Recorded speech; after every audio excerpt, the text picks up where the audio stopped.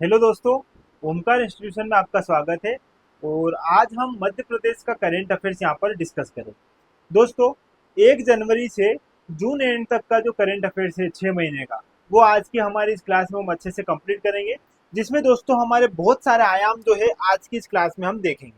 दोस्तों, वैसे तो करंट अफेयर्स को जितना पढ़ो उतना कम लगता है। आप जानते हो एग्जाम के टाइम में जब हम जितना करंट अफेयर्स कंप्लीट करने का प्रयास करते हैं उतने सारे फैक्ट हमारे सामने आते रहते हैं। लेकिन दोस्तों आज की हमारी इस क्लास में मैंने 4 से 5 वर्ष में अपना जितना भी एमपीपीएससी में करंट अफेयर से संबंधित जो क्वेश्चन बना है उन सारे क्वेश्चन का एनालिसिस किया है। उसके पश्चात मैंने पाया है कि इतने सारे टॉपिक जो है यहाँ से प्रति वर्ष जो है क्वेश्चन बनते हैं। इसी आधार पर आज की इस क्लास को अच्छे से हम प्रिपेयर करेंगे, उन सारे आयाम को कवर करेंगे जो एमपीपीएससी में क्वेश्चन पूछे जाते हैं। दोस्तों, एमपीपीएससी प्रीलिम्स की यूनिट 8 जो है वो करंट अफेयर से संबंधित है, जिसमें राष्ट्रीय एवं अंतर्राष्ट्रीय घटनाक्रम जो है हमसे पूछा जाता है। आज की इस क्लास में हम केवल मध्य प्रदेश का करंट अफेयर्स देखेंगे। जल्दी हम जो है राष्ट्रीय अंतर्राष्ट्रीय स्तर का भी जो है करंट अफेयर्स डिस्कस कर लेंगे। लेकिन दोस्तों, एमपी का करंट अफेयर्स यदि पूछा जाए, आपने देखा होगा जितनी भी एमपीपीएससी एग्जाम लेती है, जैसे मान लो आपका एफएसओ आने वाला है, ठीक है, एफएसओ में भी यूनिट 5 में मेंशन किया हुआ है पेपर फर्स्ट में कि करंट करंट अफेयर्स पूछा जाएगा। तो वहां पर भी एमपी का करंट अफेयर्स आपसे पूछा जा सकता है। इसी प्रकार जितनी भी एमपीपीएससी जो परीक्षा लेती है, इसके साथ साथ एमपी में जितनी भी एग्जाम होती है, यदि वहां पर करंट अफेयर्स पूछा जाता है तो लगभग इन सारे आयाम से क्वेश्चन पूछे जाते हैं। पिछले 5-6 वर्ष में जितने भी क्वेश्चन पूछे गए हैं जिन जिन बिंदुओं से, वो सारे बिंदु मैंने यहाँ पर आपके सामने रख दिए हैं और इन्हीं बिंदुओं को हम बेहतर तरीके से कवर करेंगे। दोस्तों, करंट अफेयर्स को जितना पढ़ोगे उतना कम ही लगेगा। लेकिन इस क्लास के पश्चात यदि आप पूरी क्लास अच्छे से देखोगे तो आप पाओगे कि लगभग 6 महीने का करंट अफेयर्स आपने मध्य प्रदेश के संदर्भ में बेहतर तरीके से कंप्लीट कर लिया है। तो इसी बात को ध्यान में रखकर आज की हमारी इस क्लास को हम प्रारंभ करते हैं। दोस्तों, एक बार देख लीजिए चर्चा के बिंदु क्या है। देखो, सबसे पहले बात करते हैं यहाँ पर प्रमुख नियुक्तियां। प्रमुख नियुक्तियां या चर्चित व्यक्ति हमेशा से क्वेश्चन पूछे जाते हैं इस बिंदु से। इसको बेहतर तरीके से कंप्लीट करेंगे। इसके पश्चात दोस्तों प्रमुख पुरस्कार, पुरस्कार से क्वेश्चन आते ही है। पीएससी पुरस्कार से प्रश्न पूछती ही है। इन सारे पुरस्कार को अच्छे से देखेंगे। फिर दोस्तों प्रमुख योजनाएं, जो वर्तमान में सरकार योजनाएं चला रही है, कभी उनका क्राइटेरिया पूछ लेती है, कब लॉन्च की गई तारीख पूछ लेती है।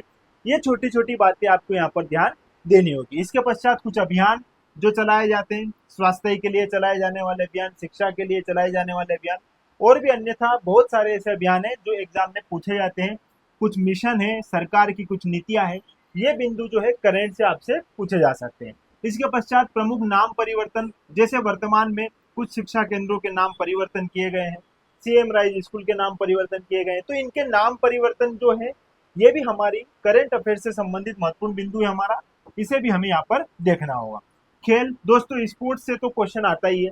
स्पोर्ट्स में कौन सा खिलाड़ी किस जिले से संबंधित है, कितने भार में उसने जो है कैटेगरी में जो है अपना जो है पदक प्राप्त किया, कौन सा पदक प्राप्त किया, किस खेल से किस जिले से, ये छोटे छोटे बिंदु जो है हमें देखने होते हैं स्पोर्ट्स में। ये यहाँ पर अच्छे से हम देखेंगे दोस्तों। इसके पश्चात समारोह, जो भी समारोह है या उत्सव है, सम्मेलन है या कुछ कार्यक्रम है या कुछ आयोजन हो रहे हैं, ये सीधे सीधे क्वेश्चन पूछे जाते हैं कि किस स्थान पर यह समारोह हुआ है, कौन से क्रम का समारोह है ना, किस जिले में हुआ है। ऐसे क्वेश्चन आते हैं, ये सारे हम यहाँ पर कवर करेंगे। इसके पश्चात शिक्षा एवं स्वास्थ्य, इन दोनों से जुड़े हुए करंट से संबंधित सारे आयाम यहाँ पर कवर कर लेंगे। तकनीकी से संबंधित जो है करंट अफेयर्स उसको देख लेंगे, है ना। प्रमुख पर्यावरणीय घटनाएं, पर्यावरण से संबंधित, तो मतलब दोस्तों ये यूनिट 7 वाला जो है आपका, वो करंट से जोड़कर हम यहाँ पर देख लेंगे।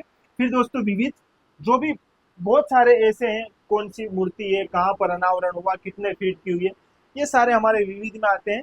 ये बिंदु भी यहाँ पर कवर कर लेंगे, ठीक है। इसके साथ साथ दोस्तों आर्थिक परिदृश्य, जो वर्तमान में आपकी इकोनॉमी जो है या यूनिट 6 है, इससे संबंधित भी है, इसको हम यहाँ पर कवर करेंगे। फिर उसके बाद प्रमुख स्थल, कुछ स्थल वर्तमान में कौन सा स्थल है, बनाया गया है, कहाँ है, किससे संबंधित है, ये छोटी छोटी बातें हैं आपसे पूछी जा सकती है। तो दोस्तों पिछले जैसे 5 से 6 साल अगर आप देखोगे पेपर उठाकर एमपीपीएससी द्वारा जितनी भी एग्जाम ली गई है, उनमें इन आयाम से क्वेश्चन पूछे गए। तो स्पेशली मैंने यूनिट 8 को ध्यान में रखकर आपके लिए जो है ये क्लास प्रिपेयर की है, ठीक है। ये सारे आयाम आप कवर करोगे तो आपके लगभग लगभग करंट के सारे बिंदु कवर हो जाएंगे। अन्यथा पढ़ने से कोई मतलब नहीं है दोस्तों। और अगर आप करंट भी पढ़ रहे हो, उसको छाट छाट कर अलग अलग जगह से सब चीज़ें पढ़ रहे हो अलग अलग जगह, तो कहीं ना कहीं फिर वो कन्फ्यूजन हो जाता है। लेकिन यदि आप इस आधार पर थोड़ा सा फॉर्मेट बनाकर इसको प्रिपेयर करोगे तो बहुत जल्दी आपका कवर हो जाएगा। ठीक है, चलो आज की इस क्लास में दोस्तों जनवरी से लेके हमारा जून तक का करंट अफेयर्स हम यहाँ पर कंप्लीट कर लेंगे। ठीक है, यहाँ पर ये 2025 का करंट अफेयर्स है हमारा। ठीक है, ध्यान रखिएगा, बहुत अच्छे से सारे आयाम कवर करते हुए चलेंगे। ठीक है, चलो चलते हैं दोस्तों अब हमारी क्लास की ओर आगे। सबसे पहला बिंदु है हमारा प्रमुख नियुक्तियां एवं चर्चित व्यक्ति। ठीक है, थोड़ा सा फास्ट रखेंगे चीजों को ताकि इतनी बड़ी क्लास जो है हमारी कम समय में कंप्लीट हो पाए, ताकि आप एग्जाम के टाइम में जल्दी जल्दी जो है रिवीजन कर पाओ। ठीक है, चलो शुरू करते हैं दोस्तों हमारे पहले क्वेश्चन से। पहला क्वेश्चन है हमारा दोस्तों, माननीय प्रधानमंत्री नरेंद्र मोदी जी द्वारा किस हस्ती को राष्ट्रीय देवी अहिल्या सम्मान 2024 से सम्मानित किया गया है। दोस्तों बात कर रहा हूं राष्ट्रीय देवी अहिल्या सम्मान 2024।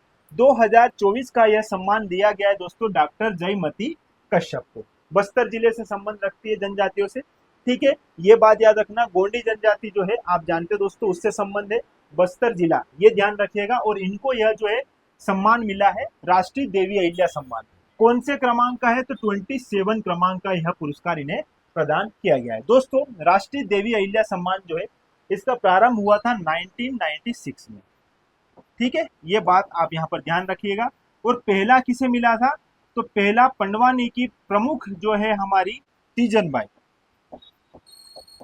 बाई को यह पुरस्कार पहली बार जो है प्रदान किया गया था 1996 में। ध्यान रखिएगा दोस्तों, पहले पुरस्कार प्राप्तकर्ता कौन है, तीजन बाई। ये भी कहां से दोस्तों, ये भी छत्तीसगढ़ से संबंधित है। और यह जो है जयमती कश्यप जी, यह भी जो है छत्तीसगढ़ से संबंध रखती है। और 27वें क्रमांक का जो है इन्हें क्या मिला है दोस्तों, यहाँ पर यह पुरस्कार मिला है। ठीक है, देखो अब राष्ट्रीय देवी अहिल्या सम्मान जो है दोस्तों, इसका आयोजन स्थल हुआ था, यह सम्मान कहाँ वितरित किए गए हैं दोस्तों, तो भोपाल में। ठीक है, ध्यान रखना कब, 31 मई 2025 को। अब 31 मई 2025 ही क्यों, देखो ध्यान रखना, देवी अहिल्याबाई के बारे में बता देता हूं दोस्तों। 31 मई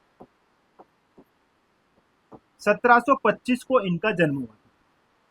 31 मई 1725 को महाराष्ट्र के चोनी गांव में देवी अहिल्याबाई का जन्म हुआ था। किसके यहाँ पर हुआ था तो मानकोजी सिंधिया के यहाँ पर, मानकोजी सिंधे। देखो किसके यहाँ पर जन्म हुआ था तो ये ध्यान रखना दोस्तों, मानको राव सिंधे के यहाँ पर।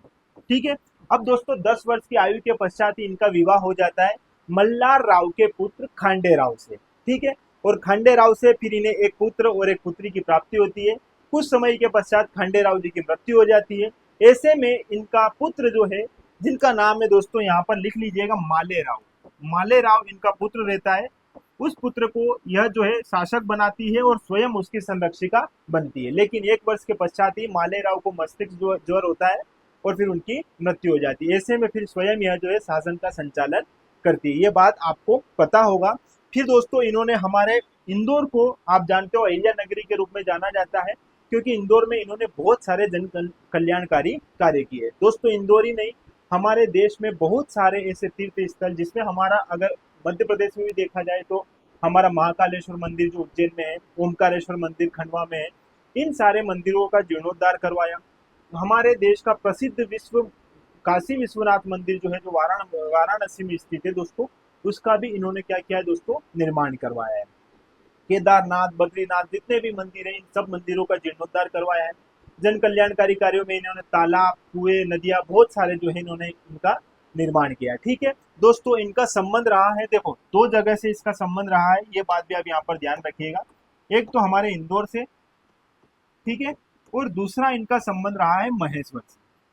ठीक है, थोड़ा सा इस बात को ध्यान रखिएगा। इंदौर में जो है, इंदौर से जब इन्होंने अपनी राजधानी परिवर्तित की थी महेश्वर, तो इन्होंने 1767 में यह राजधानी परिवर्तित करके इन्होंने महेश्वर में जो है अपनी क्या है दोस्तों राजधानी बनाई थी। ये क्वेश्चन भी पूछा जाता है। ठीक है, और इनकी मृत्यु कब होती है तो दोस्तों मृत्यु इनकी ध्यान रखिएगा 1795 में इनकी क्या हो जाती है दोस्तों, मृत्यु हो जाती है। तो ये नाम थोड़ा सा ध्यान रखिएगा, अहिल्याबाई का नाम इंपॉर्टेंट है, इसलिए मैंने आपको थोड़ा सा इतिहास की जानकारी भी दे दी है। थोड़ा सा आगे बढ़ते हैं आप फिर से।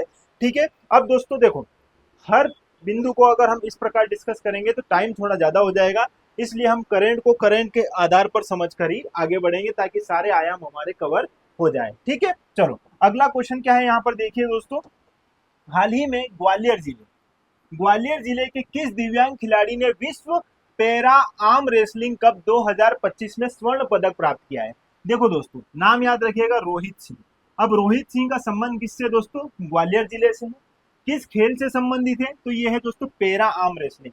मतलब दोस्तों हाथ का पंजा लड़ाना, आप इतना जानिएगा, हाथ का पंजा जब हम लड़ाते हैं वही हमारी आर्म रेसलिंग है। और इनमें इन्होंने क्या है कि दोस्तों स्वर्ण पदक यहाँ पर प्राप्त किया है। किस जिले से संबंधित है? ग्वालियर जिले से। दिव्यांग है ये, ध्यान रखिएगा, ये प्रश्न आपसे पूछा जा सकता है। इस प्रकार के क्वेश्चन एमपीपीएससी में पूछे जाते हैं। ठीक है, चलो रोहित सिंह के बारे में थोड़ा सा जान लेते हैं दोस्तों। इन्होंने 60 किलोग्राम भार में स्वर्ण पदक तथा 70 किलोग्राम भार वर्ग में 2 कांस्य पदक प्राप्त किए। और ये रेसलिंग जो है ये कहां पर हुई थी दोस्तों? ये उज्बेकिस्तान में हुई थी 3 जनवरी से 6 फरवरी 2025 में।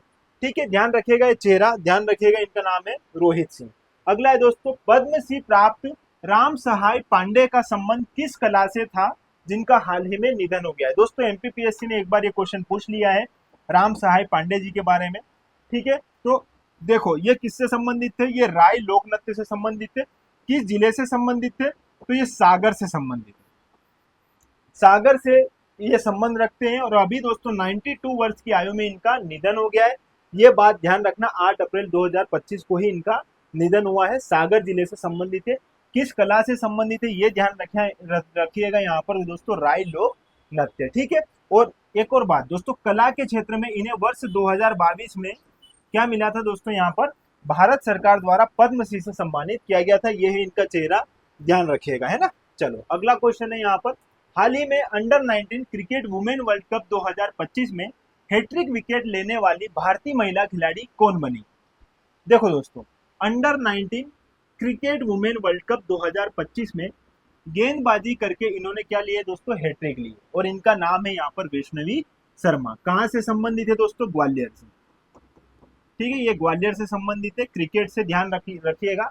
दूसरा दोस्तों, 18 जनवरी से 2 फरवरी तक यह आयोजन हुआ था। और इसमें जो है मलेशिया, आयोजन स्थल मलेशिया है, ध्यान रखिएगा। भारत इसमें विजेता रहा और दक्षिण अफ्रीका जो है इसमें क्या रहा है दोस्तों? उप विजेता रहा है। ये है वैष्णवी शर्मा, ये नाम भी आप यहाँ पर ध्यान रखिएगा। ठीक है, चलो वर्तमान में मध्य प्रदेश से किसे हिंदुस्तान एरोनॉटिक्स लिमिटेड हाल का स्वतंत्र निदेशक नियुक्त किया गया? दोस्तों हिंदुस्तान एरोनॉटिक्स लिमिटेड हवा में उड़ने वाले जितने भी वायुयान जो है हमारे लड़ाकू विमान है, इन सबको बनाने का काम करता है कौन? Hindustan aeronautics limited. और वर्तमान में इसके स्वतंत्र निदेशक के रूप में किसे नियुक्त किया गया दोस्तों? राकेश भावसार को। ये नाम ध्यान रखिएगा। अब जो हाल है या हिंदुस्तान एरोनॉटिक्स लिमिटेड, इसकी स्थापना हुई थी दोस्तों 1940 में, ये डेट ध्यान रखिएगा। और इसे महारत्न कंपनी का दर्जा दिया था 12 अक्टूबर 2024 को। ठीक है, दोनों बात ध्यान रखना। और इसके संस्थापक कौन है दोस्तों? बालचंद्र एवं हीराचंद, और बेंगलुरु में यह स्थित है। ठीक है, ये बात इंपॉर्टेंट है, ध्यान रखिएगा। चलो, मध्य प्रदेश के माननीय मुख्यमंत्री जी डॉक्टर मोहन यादव ने जिला चिकित्सालय जबलपुर में किस स्वतंत्रता संग्राम सेनानी की कांस्य प्रतिमा का अनावरण किया है? तो ये है हमारे दोस्तों क्या? जवाहरलाल दर्डा जी। और ये जवाहरलाल दर्डा जी जो है दोस्तों, ये क्या है? ये क्रांतिकारी है, एक स्वतंत्रता सेनानी है, और इसके साथ साथ एक पत्रकार भी है। दोस्तों लोकमत, आपने पत्रिका सुना होगा लोकमत नाम का, उसके ये संपादक संस्थापक है, ये बात ध्यान रखिएगा। और इन्होंने दोस्तों क्या है, यहाँ पर इनके नाम से जबलपुर क्षेत्र, ध्यान रखना, इनका क्षेत्र किस जिले, इनका संबंध किस जिले से दोस्तों? जबलपुर जिले से। ठीक है, स्वतंत्रता सेनानी एवं पत्रकार है जवाहरलाल दर्डा। तो हाल ही में इनकी कांस्य प्रतिमा का अनावरण किया गया है। कहाँ पर? जबलपुर। ठीक है, चलो हाल ही में मध्य प्रदेश उच्च न्यायालय की इंदौर खंडपीठ में भारत सरकार की ओर से किसे डिप्टी सॉलिसिटर जनरल के रूप में नियुक्त किया गया है दोस्तों? कौन है ये? रोमेश दवे। ठीक है, ये नाम ध्यान रखिएगा, इन्हें नियुक्त किया गया है। अगला, किस शहर की पूजा गर्ग को London book of world record सम्मान 2025 से सम्मानित किया गया है? दोस्तों इंपॉर्टेंट है, नाम याद रखना, पूजा गर्ग। ठीक है, देखो पूजा गर्ग संबंध रखती दोस्तों इंदौर से। ये कैंसर से पीड़ित है और स्पाइनल में इनको इंजुरी होने के बावजूद भी इन्होंने दोस्तों सिक्किम का जो नाथुला दर्रा है वहां पर इन्होंने अपना झंडा लहराया। एथलेटिक है मूल रूप से ये, और कैंसर से पीड़ित होने के पश्चात भी इन्होंने यह कर दिखाया है कि यदि हमने अगर मन से कुछ ठान लिया है तो वो फिर हमारे लिए इतना जटिल नहीं होता है। ठीक है, ध्यान रखिएगा, नाम है पूजा गर्ग। और संबंध इनका दोस्तों कहाँ से, इंदौर से, एथलीट है ये, ठीक है, इंपॉर्टेंट बात है। चलो आगे, मध्य प्रदेश से किन्हें नालंदा अंतरराष्ट्रीय विश्वविद्यालय का नया कुलपति बनाया गया? दोस्तों ये है प्रोफेसर सचिन चतुर्वेदी जी, और जिन्हें हाल ही में नालंदा अंतरराष्ट्रीय विश्वविद्यालय का कुलपति नियुक्त किया गया। दोस्तों नालंदा विश्वविद्यालय आप जानते हो बिहार के राजगीर में है स्थित, ये बात भी थोड़ा सा जानने की आप ध्यान रखिएगा। हाल ही में किस जिले की नव्या तिवारी, हाल ही में किस जिले की नव्या तिवारी को मध्य प्रदेश की पहली फ्लाइंग ऑफिसर बनी है? तो नव्या तिवारी दोस्तों उज्जैन से संबंधित है, और यह मध्य प्रदेश की पहली फ्लाइंग ऑफिसर बनी है। ये फोटो आप यहाँ पर देख सकते हो, ध्यान रखिएगा ये नाम भी, ठीक है, उज्जैन जिले से संबंधित है। हाल ही में मध्य प्रदेश सरकार द्वारा गठित प्रशासनिक इकाई पुनर्गठन आयोग, तो दोस्तों प्रशासनिक इकाई पुनर्गठन आयोग का अस्थायी सदस्य किसे नियुक्त किया गया है? तो यह किया गया है दोस्तों पूर्व IAS शिव नारायण जी मिश्रा को, ठीक है, इंपोर्टेंट नाम है, इसे भी ध्यान रखिएगा। चलो आगे, डॉक्टर विक्रांत सिंह तोमर द्वारा हाल ही में लिखित पुस्तक self management through self evaluation का विमोचन किसके द्वारा किया गया है? तो ये तो किया गया है मोहन जी यादव द्वारा, लेकिन आप थोड़ा सा इस बात को ध्यान रखिएगा, विक्रांत सिंह तोमर का संबंध है दोस्तों उज्जैन जिले से, ठीक है, और उज्जैन जिले से इनका संबंध है, ये बात तो ध्यान रखना ही है। इनकी अन्य रचनाओं का भी आपको ध्यान रखना है। देखो इनकी क्या है, अलग अलग पुस्तकें हैं, जिसमें ध्यान योग से जीवन प्रबंधन, ये नाम याद रखिएगा, कर्मयोगी बने, वेदांत व जीवन प्रबंधन, इनकी क्या है कुछ पुस्तकें हैं, इनको भी आप थोड़ा सा समझ लीजिएगा, ठीक है। हाल ही में आलोक चटर्जी का निधन हुआ है, और इनका संबंध किस क्षेत्र से? दोस्तों ये है आलोक चटर्जी, कई बार आपने इनको देखा होगा, ये एक रंगकर्मी है दोस्तों, एक्टर है, अभिनेता है, ठीक है, आप जानते हो। इनका हाल ही में दोस्तों अभी 7 जनवरी 2025 को क्या हो गया है, निधन हो गया है, ठीक है, ये नाम याद रखिएगा दोस्तों, रंगकर्मी है ये, ठीक है। आलोक चटर्जी जो है ये क्या है दोस्तों, रंगमंच, रंगमंच से संबंध है, और रंगकर्मी या एक्टर है, ठीक है, अभिनेता और निर्देशक भी है। 7 जनवरी 2025 को इनका निधन हुआ। लेकिन आपको क्या ध्यान रखना है दोस्तों, यह किस जिले से संबंधित है इनका? तो ये जिला है दोस्तों दमोह, दमोह से संबंध रखते हैं, ठीक है, दमोह में इनका जन्म हुआ था, ठीक है। कुछ इनके नाटक भी है, शकुंतला की अंगूठी, स्वामी विवेकानंद और अनक है अफसाने। सम्मान दोस्तों इनको संगीत नाटक अकादमी पुरस्कार 2019 से इनको सम्मानित भी किया गया है, ठीक है। चलो, वर्तमान में मध्य प्रदेश का राज्य निर्वाचन आयुक्त किसे नियुक्त किया गया है? तो यह दोस्तों मनोज श्रीवास्तव जी को राज्य निर्वाचन आयोग नियुक्त किया गया है। मध्य प्रदेश राज्य निर्वाचन आयोग की यदि हम बात करें तो थोड़ा सा यहाँ से भी देख लो दोस्तों, कमीशन से क्वेश्चन पूछे जाते हैं, यूनिट 5 में कमीशन दिए हुए हैं। देखो मध्य प्रदेश राज्य निर्वाचन आयोग की यदि हम बात करें तो स्थापना है दोस्तों 1 फरवरी 1994, ठीक है। दूसरा दोस्तों, नियुक्ति या त्यागपत्र किसको देता है? यह राज्यपाल को देता है। इनका कार्यकाल 6 वर्ष या 66 वर्ष पूर्व हो जाए तब तक रहता है। और प्रथम हमारे मुख्य आयुक्त कौन है दोस्तों? NB लोहानी है। MPPSC में कई बार ये क्वेश्चन पूछा गया है। संरचना है एक सदस्य, और विशेष क्या है दोस्तों, तो इसका जो है 243 के में जो है प्रावधान किया गया है अनुच्छेद में, और भाग कौन सा संबंध रखता है दोस्तों? 9, ठीक है। दोनों बात यहाँ पर अच्छे से ध्यान रखिएगा। अब थोड़ा प्रमुख पुरस्कार के बारे में भी अच्छे से देख लेते हैं दोस्तों। प्रमुख पुरस्कार के बारे में देखिए, उससे पहले थोड़ा सा मैं बता देना चाहूंगा, हमारे संस्थान द्वारा MPPSC प्रीलिम्स 2026 को टारगेट करते हुए इसकी बैच प्रारंभ कर दी गई, ठीक है। यह है दोस्तों प्री प्लस मेंस की बैच। यदि आप प्री और मेंस दोनों अगर कंप्लीट करना चाहते हो दोस्तों, तो मात्र 10,000 रुपए में आपको पूरा प्री प्लस मेंस कंप्लीट करवाया जाएगा दोस्तों। बहुत बेहतर नोट्स प्रोवाइड करवाए जाएंगे, ठीक है। नोट्स के साथ साथ आपको टेस्ट सीरीज प्रोवाइड करवाई जाएगी, आंसर राइटिंग प्रोग्राम भी आपको प्रोवाइड करवाई जाएगी, किस प्रकार से लिखना है, कहाँ कहाँ कितना कितना लिखना होता है, हर एक बात छोटी छोटी आपको यहाँ पर मेंस के लिए समझाई जाएगी। इसके साथ साथ दोस्तों प्रीलिम्स की यदि बात करें, केवल आप प्रीलिम्स ज्वाइन करना चाहते हो तो प्रीलिम्स केवल 3,000 रुपए में आपको कंप्लीट नोट्स के साथ पढ़ाया जाएगा, ठीक है। ये बात भी आप ध्यान रखिएगा। इसमें आपको टेस्ट सीरीज भी प्रोवाइड करवाई जाएगी। ये नहीं दोस्तों, यदि केवल मेंस कंप्लीट करना चाहते हो तो मेंस आपको 8,000 रुपए में पूरा मेंस कंप्लीट करवाया जाएगा, ठीक है। लाइव प्लस रिकॉर्डेड वीडियो आपको यहाँ पर मिलेंगे, प्लस बेहतर नोट्स और टेस्ट सीरीज आपको यहाँ पर प्रोवाइड करवाई जाएगी, ठीक है। ये बात थोड़ा सा ध्यान रखिएगा। और यदि आप केवल थर्ड पेपर का पार्ट ए पढ़ना चाहते हो तो पूरा पार्ट ए दोस्तों, थर्ड पेपर का पूरा पार्ट ए मात्र 499 रुपए में आपको कंप्लीट करवाया जाएगा, ठीक है। इसमें आपको रिकॉर्डेड प्लस लाइव वीडियो मिलेंगे, और इसके साथ साथ आंसर राइटिंग प्रोग्राम भी इसमें रहेगा। आप किस प्रकार से आंसर लिख रहे हैं, यदि आपको कहीं त्रुटि लग रही है कहीं कमी लग रही है तो आप इस नंबर पर भेजकर अपना जो है डाउट बता सकते हो, हम मिलकर उसका समाधान करेंगे। ठीक है, जल्दी दोस्तों ओमकार इंस्टीट्यूट की ऐप से आप जुड़ जाइएगा। ठीक है, इस ऐप में आपको सारे जो भी आगामी टेस्ट है, टेस्ट सीरीज है ना, नोट्स कंटेंट सारा आपको वहां पर प्रोवाइड करवाया जाएगा, बेहतर नोट्स जो आपकी एग्जाम के लिए सार्थक सिद्ध होंगे। ठीक है, चलो शुरू करते हैं। हमारा अगला बिंदु क्या था दोस्तों, उस पर थोड़ी सी बात कर लेते हैं। प्रमुख पुरस्कार। ठीक है, चलो प्रमुख पुरस्कार की यदि हम बात करें तो दोस्तों हाल ही में किस जिला कलेक्टर को लोक प्रशासन में उत्कृष्टता के लिए प्रधानमंत्री उत्कृष्टता पुरस्कार 2024 से सम्मानित किया है? तो दोस्तों ये है झाबुआ की जिला कलेक्टर नेहा मीणा। नेहा मीणा को जो है इस सम्मान से सम्मानित किया गया है। ठीक है, ध्यान रखिएगा। और इस पुरस्कार में सम्मानित राशि कितनी दोस्तों, 20 लाख रुपए है और प्रशस्ति पत्र भी इसमें प्रदान किया जाता है, ध्यान रखिएगा। आगे दोस्तों, हाल ही में मध्य प्रदेश से किस व्यक्तित्व को हिंदी जगत का सर्वोच्च सम्मान साहित्य वाचस्पति से सम्मानित किया गया है? तो ये है दोस्तों हमारे विजय दत्त श्रीधर। ठीक है, विजय दत्त श्रीधर जो है दोस्तों इनको जो है यह जो है सम्मान दिया गया है, साहित्य का वाचस्पति सम्मान। इसका प्रारंभ हुआ था इस सम्मान का दोस्तों 1992 में। ठीक है, ये ध्यान रखिएगा। इसमें 1 लाख रुपए की राशि प्रदान की जाती है और संस्कृत में बेहतर जो है हिंदी जगत का सर्वोच्च सम्मान है, सॉरी ये, इस बात को आप यहाँ पर ध्यान रखिएगा। दूसरा दोस्तों, यह जो है आयोजन कब हुआ था? 23 मार्च 2025 को। कहाँ पर? प्रयागराज में। कौन से क्रमांक का? 76 क्रमांक का। इसमें एक व्यक्ति का नाम जो है आप यहाँ पर जो देख रहे हो, विजय दत्त श्रीधर, इनका संबंध है दोस्तों माधवराव सप्रे स्मृति समाचार पत्र संग्रहालय से।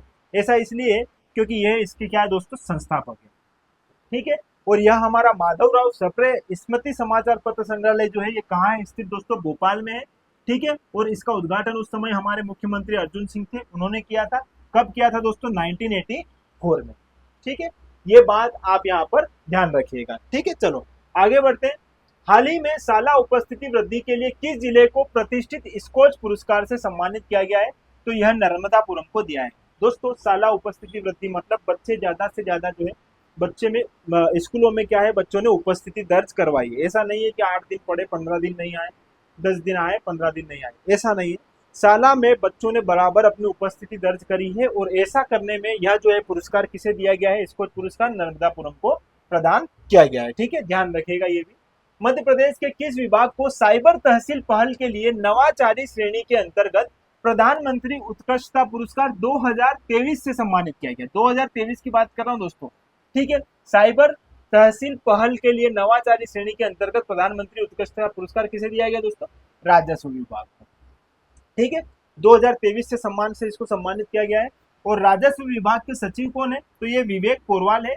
और इस समारोह का आयोजन कहां पर हुआ है दोस्तों? नई दिल्ली में हुआ है। ठीक है, ये बात थोड़ा यहाँ पर ध्यान रखिएगा। आगे दोस्तों, हाल ही में मध्य प्रदेश से किसे राष्ट्रीय साहित्य अकादमी द्वारा हिंदी के लिए बाल साहित्य पुरस्कार 2025 प्रदान किया गया है?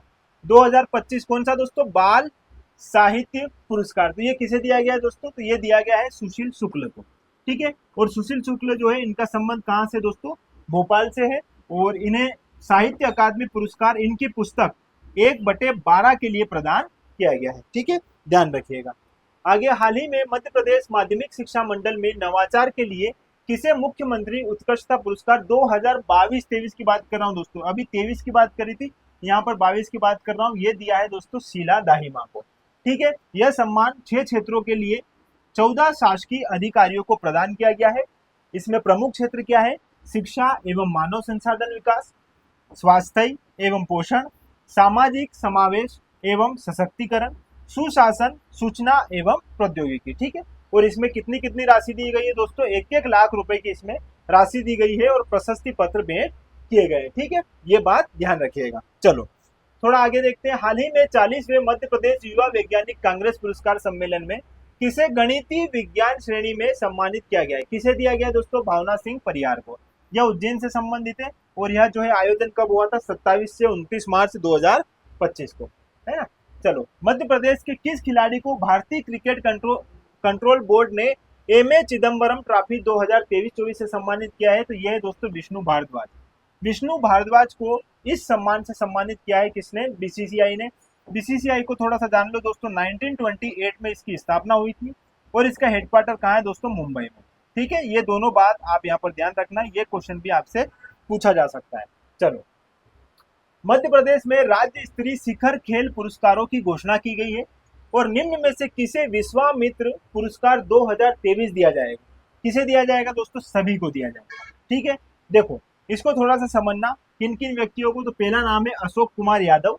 ये किस खेल से संबंधित है? तीरंदाजी से संबंधित है और किस स्थान से संबंध रखते हैं? जबलपुर से। इसी प्रकार दोस्तों पीयूष कांति बरोई जो है ये कयाकिंग कैनोइंग से संबंधित खेल से संबंधित है और भोपाल निवासी है। इसी तरह लोकेंद्र शर्मा हॉकी से संबंधित है और ये भी कहाँ रहते हैं दोस्तों? भोपाल में रहते हैं। तो ये सारी बातें आपको यहाँ पर ध्यान रखना है। ठीक है, अगला प्रश्न है दोस्तों, मध्य प्रदेश की किस हस्ती को निर्गुण कबीर गायन के लिए पद्मश्री पुरस्कार 2025 से सम्मानित किया है? तो ये है दोस्तों हमारे बेरू सिंह चौहान। इनके बारे में थोड़ा सा जानो, ये महू इंदौर से संबंध रखते हैं और विशेष क्या है? तो ये मालवा क्षेत्र के प्रसिद्ध क्या है दोस्तों? लोक गायक है ना। और यह निर्गुण कबीर गायन के रूप में भी प्रसिद्ध है और इनकी कलाओं ने राज्य की सांस्कृतिक धरोहर को समृद्ध किया है। ठीक है, इंपोर्टेंट है नाम। निम्नलिखित में से किसे आत्मा योजना के अंतर्गत जैविक खेती के लिए राज्य स्तरीय सर्वोत्कृष्ट कृषक पुरस्कार 2022-23 प्रदान किया है? तो यह किसे दिया गया है दोस्तों? मोहन सिंह सिलावट को। ठीक है, ये नाम ध्यान रखिएगा और यह मध्य प्रदेश के गुना जिले से संबंधित है। ठीक है, और इन्हें यह जो है आत्मा योजना के अंतर्गत वर्ष 2022-23 के राज्य स्तरीय सर्वोत्कृष्ट कृषक पुरस्कार के लिए चयनित किया गया है। आत्मा योजना क्या है दोस्तों? इसकी स्थापना हुई थी 2005-6 में। इसका फुल नेम याद रखिएगा, क्या है इसका फुल नेम? देखो, एग्रीकल्चरल टेक्नोलॉजी मैनेजमेंट एजेंसी, कृषि प्रौद्योगिकी प्रबंध अभिकरण। ठीक है, और किसके द्वारा दोस्तों? तो भारत सरकार द्वारा इसे लागू किया गया है सभी राज्यों में। इसमें राशि कितनी दी जाती है? तो यहाँ पर 50,000 राज्य स्तर पर दी जाएगी, जिला स्तर पर 25,000 और पंचायती समिति पर कितने दोस्तों? 10,000 रुपए जो है कृषकों को प्रदान किए जाएंगे। ये राशि भी यहाँ पर ध्यान रखना, यहाँ से भी क्वेश्चन आ सकता है। किसे मध्य प्रदेश से खेलकूद में उत्कृष्ट प्रदर्शन के लिए अर्जुन पुरस्कार 2024 दिया गया है? देखो दो है, एक है हमारे कपिल परमार। ठीक है, और कपिल परमार का संबंध किस जिले से है? ये बात ध्यान रखना दोस्तों, सीहोर से। ठीक है, और एक है दोस्तों रूबीना फ्रांसिस और ये किससे संबंध रखती है? जबलपुर से। दोनों नाम याद रखना। देखो, इन्हें जूडो में पुरुषों के 60 किलोग्राम वर्ग के लिए कांस्य पदक विजेता ये जो है बने थे। और रूबीना जो है ये इनकी खेल की कैटेगरी क्या है दोस्तों? 10 metre air pistol SH1 event में इन्हें कांस्य पदक दिया गया है। ठीक है, ये बात ध्यान रखना, अर्जुन पुरस्कार 2024 इन्हें प्रदान किया जाएगा। अब दोस्तों प्रमुख योजनाएं, योजनाओं से क्वेश्चन पूछे जाते हैं। योजनाओं के साथ साथ कुछ अभियान जो सरकार चलाती है उनके बारे में जान लेते हैं, थोड़ा मिशन और उनकी नीतियों के बारे में भी अच्छे से देख लेते हैं। ठीक है, चलो देखते हैं दोस्तों, केंद्र सरकार की पहल एक पेड़ माँ के नाम, इससे प्रेरित मध्य प्रदेश में विश्व पर्यावरण दिवस पर कौन सा अभियान शुरू किया गया? दोस्तों 5 जून को विश्व पर्यावरण दिवस मनाया गया था और वुमन फॉर ट्री अभियान को जो है मध्य प्रदेश सरकार द्वारा इस अभियान को शुरू किया गया था। किसकी तर्ज पर दोस्तों? एक पेड़ माँ के नाम अभियान पर। ठीक है, तो यह जो है 5 जून से 31 जून तक सभी नगरीय निकायों में व्यापक स्तर पर संचालित किया गया और इस अभियान में मध्य प्रदेश राष्ट्रीय स्तर पर कौन से स्थान पर आया है दोस्तों? सेकेंड स्थान पर। ठीक है, और अभियान का पहली बार प्रारंभ कब हुआ था दोस्तों? 2024 में। ये बात भी आप यहाँ पर ध्यान रखिएगा। ठीक है, चलो, किस राज्य सरकार ने देश की पहली समर्पित वैश्विक क्षमता केंद्र GCC नीति 2025 शुरू की? तो ये हमारे मध्य प्रदेश ने की है, इसे ध्यान रखिएगा। और आगे हाल ही में अंतरराष्ट्रीय जैव विविधता दिवस 2025 के अवसर पर किस टाइगर रिजर्व से बाघदेव अभियान शुरू किया गया है? दोस्तों बाघदेव अभियान जो है ये पेंच टाइगर रिजर्व से शुरू किया जा रहा है और यह जो है 22 मई से 29 जुलाई 2025 तक चलाया जाएगा। ठीक है, ये ध्यान यहाँ पर रखना है आपको। विश्व की सबसे बड़ी ताप्ती भूजल रिचार्ज परियोजना पर MOU साइन हुआ है और यह किन 2 राज्यों की संयुक्त परियोजना है? तो दोस्तों यह मध्य प्रदेश और महाराष्ट्र की संयुक्त परियोजना है जिसका समझौता 10 मई 2025 को हुआ है। इसकी लागत है दोस्तों 19,244 करोड़। 90% वहन इसमें कौन करेगी? केंद्र सरकार करेगी। ठीक है, ध्यान रखना, ये बात भी इम्पोर्टेंट है। वर्तमान में मध्य प्रदेश के किस शहर से राज्यपाल मंगू भाई पटेल द्वारा स्वास्थ्य यकृत मिशन का शुभारंभ किया गया है? दोस्तों यकृत मतलब लीवर को ध्यान में रखकर जो है फैटी लीवर जैसी जो समस्या होती है इनके समाधान हेतु यह मिशन प्रारंभ किया गया है और यह जो है कहां से दोस्तों 21 मई 2025 को भोपाल से प्रारंभ किया गया है। ठीक है, ये बात आप यहाँ पर ध्यान रखिएगा। हाल ही में मध्य प्रदेश के किस टाइगर रिजर्व में वनों में आग की घटनाओं को रोकने के उद्देश्य से जीरो फायर मिशन 2.0 चलाया गया दोस्तों? बांधवगढ़ आपका ये जो है टाइगर रिजर्व, इसके बारे में आपने सुना ही है। हाल ही में यहाँ पर आग की घटनाओं को ध्यान में रखकर कौन सा दोस्तों जीरो फायर मिशन 2.0 चलाया गया है। ठीक है, थोड़ा सा बात कर लेते हैं दोस्तों इस मिशन की। तो यह चलाया जा रहा है कहाँ पर? Bandhavgarh tiger reserve. कहाँ पर दोस्तों? उमरिया, मध्य प्रदेश में। और यह अभियान 19 मार्च से 15 जून 2025 तक चलाया जाएगा। इससे क्या है दोस्तों, उद्देश्य क्या है? वनों में आग की घटनाओं को रोकना तथा वन्य जीवों का संरक्षण सुनिश्चित करना। ठीक है, इंपॉर्टेंट है, ये ध्यान रखिएगा बात आप। हाल ही में जल गंगा संवर्धन अभियान के अंतर्गत लक्ष्य को पूरा करने वाला मध्य प्रदेश का पहला जिला कौन सा है दोस्तों?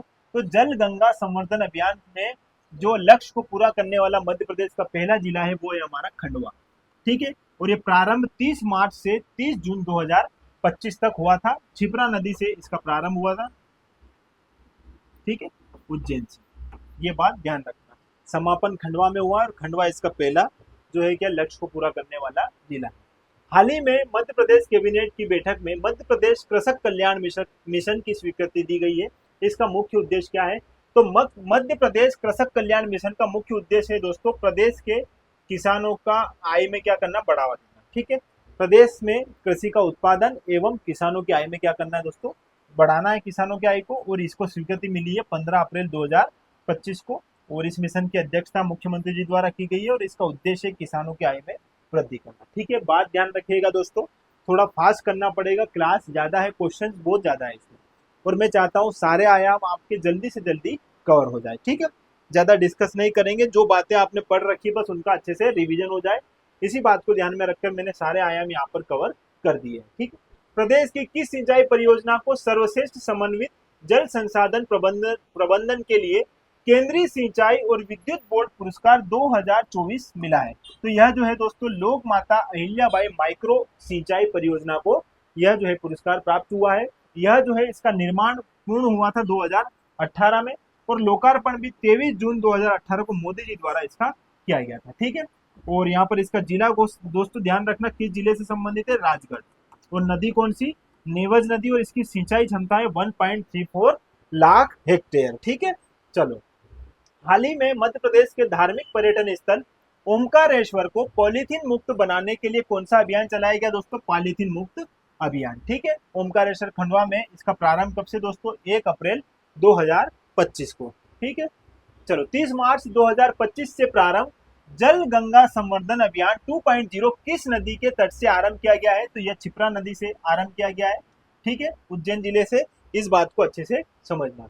चलो, 20 फरवरी 2025 को राष्ट्रीय स्वास्थ्य मिशन मध्य प्रदेश द्वारा कौन सा अभियान शुरू किया गया है?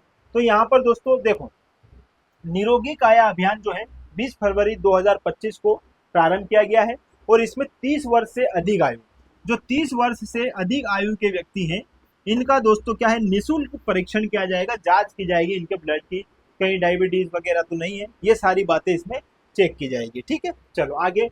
हाल ही में मध्य प्रदेश सरकार के किस विभाग द्वारा सेफ क्लिक अभियान 2025 का प्रारंभ किया गया? दोस्तों सेफ क्लिक अभियान 2025 का प्रारंभ किया है पुलिस विभाग ने। ठीक है, ध्यान रखना, इंपोर्टेंट है। और यह अभियान जो है 1 से 11 फरवरी तक संचालित किया गया 2025 में। ठीक है, और इसकी थीम क्या है दोस्तों? थीम है इसकी सुरक्षित क्लिक सुरक्षित जीवन, और उद्देश्य है लोगों को साइबर अपराधों और धोखाधड़ी से बचाने के लिए जागरूक करना। ठीक है, इंपोर्टेंट है, ये बात ध्यान रखिएगा।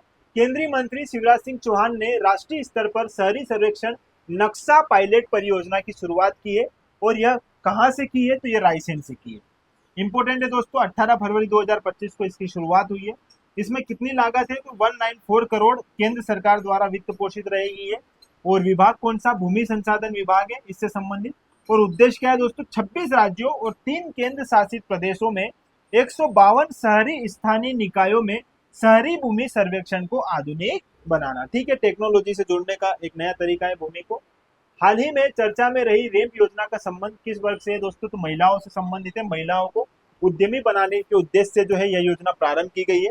ठीक है, वो स्वयं का जो है अपना व्यवसाय शुरू कर सके, इसी बात को ध्यान में रखकर इसको प्रारंभ किया गया। चलो, अंतर्राष्ट्रीय सहकारिता वर्ष 2025 के अवसर पर मध्य प्रदेश में स्वभाव स्वच्छता संस्कार स्वच्छता अभियान का शुभारंभ किसके द्वारा किया गया है? तो यह है मध्य प्रदेश के सहकारी मंत्री कौन? हमारे विश्वास कैलाश सारंग जी द्वारा। ठीक है, चलो, और ये प्रारंभ 13 फरवरी 2025 को किया गया और ये हमारे मंत्री हैं विश्वास कैलाश सारंग जी। ठीक है, सहकारिता मंत्री है।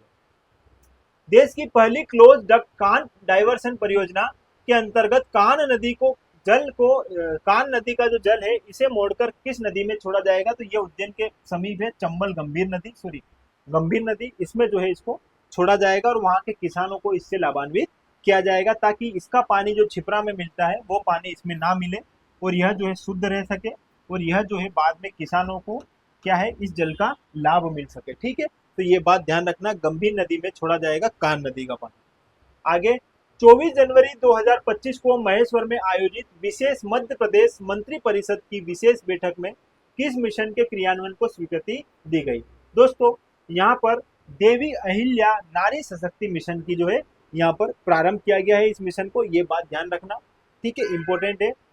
और मुख्यमंत्री डॉक्टर यादव द्वारा नर्मदा छिपरा बहुउद्देशीय माइक्रो उद्वहन सिंचाई परियोजना का लोकार्पण किस स्थान पर किया गया है? तो दोस्तों ये उज्जैन का जो तराना है, तराना में इसे जो है प्रारंभ किया गया है। ठीक है, ध्यान रखना, मुख्यमंत्री डॉक्टर मोहन यादव ने 20 मार्च 2025 को उज्जैन जिले के तराना में 2489 करोड़ है ना और 65 लाख रुपए की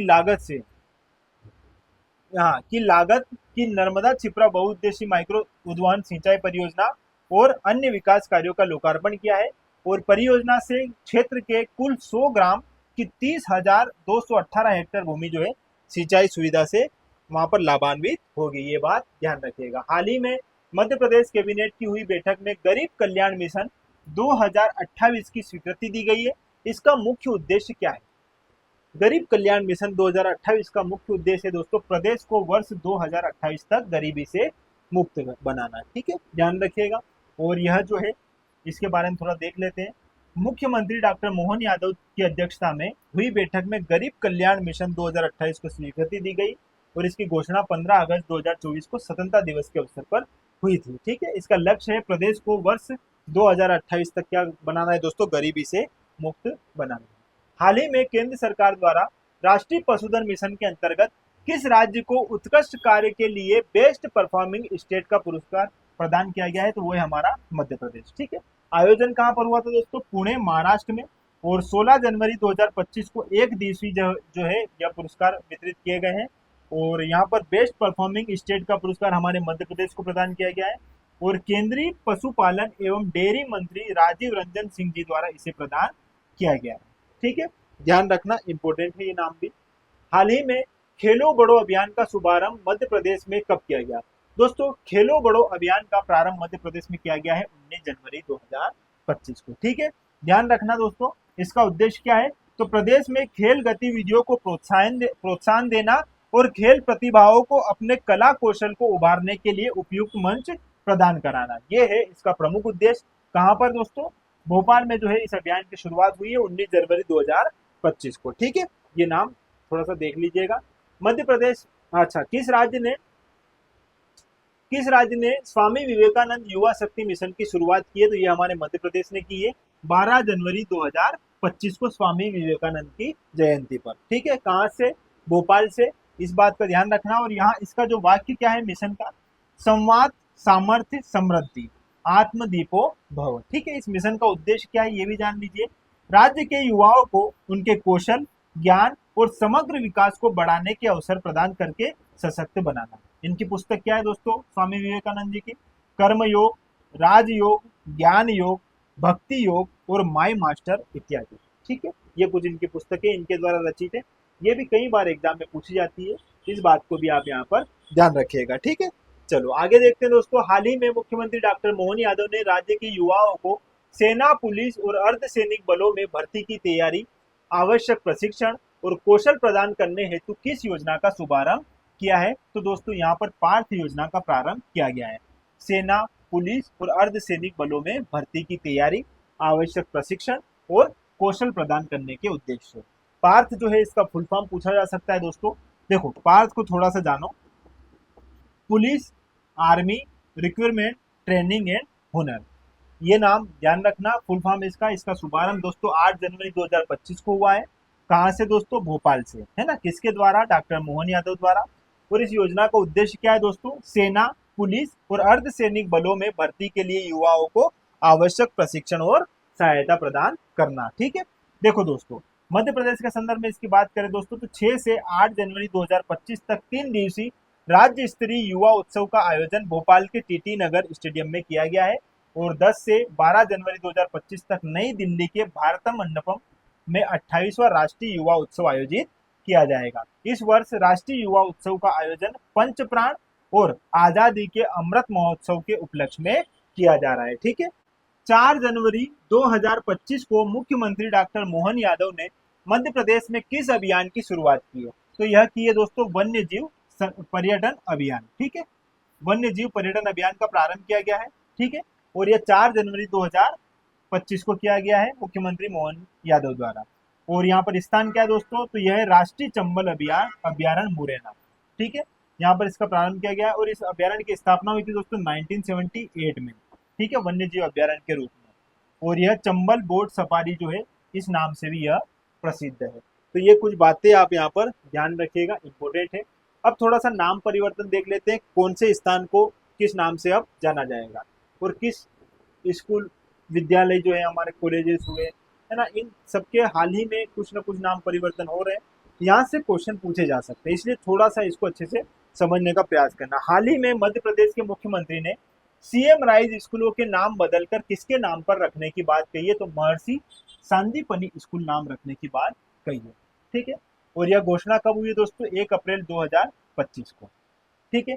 और मध्य प्रदेश में सीएम राइज स्कूल का प्रारंभ हुआ था दोस्तों 11 जून 2021 को। जो डेट है एग्जाम में पूछी जा सकती है। ठीक है। एग्जाम में आने वाली डेट है ये 11 जून 2025। ठीक है। कुल सीएम राइज स्कूल कितने वर्तमान में? 9200। और प्रथम चरण में कितने बने थे दोस्तों? 275। और प्रदेश का पहला जो है वो कहाँ है? शाजापुर में है, बुलाना। ठीक। और इसे 17 जुलाई 2023 को इसका उद्घाटन किया गया था। प्रदेश के पहले सीएम राइज स्कूल का नाम यहाँ पर दोस्तों इसका शुभारंभ हुआ था बुलाना में। बुलाना कहाँ है? शाजापुर में। कब? 17 जुलाई 2023 को।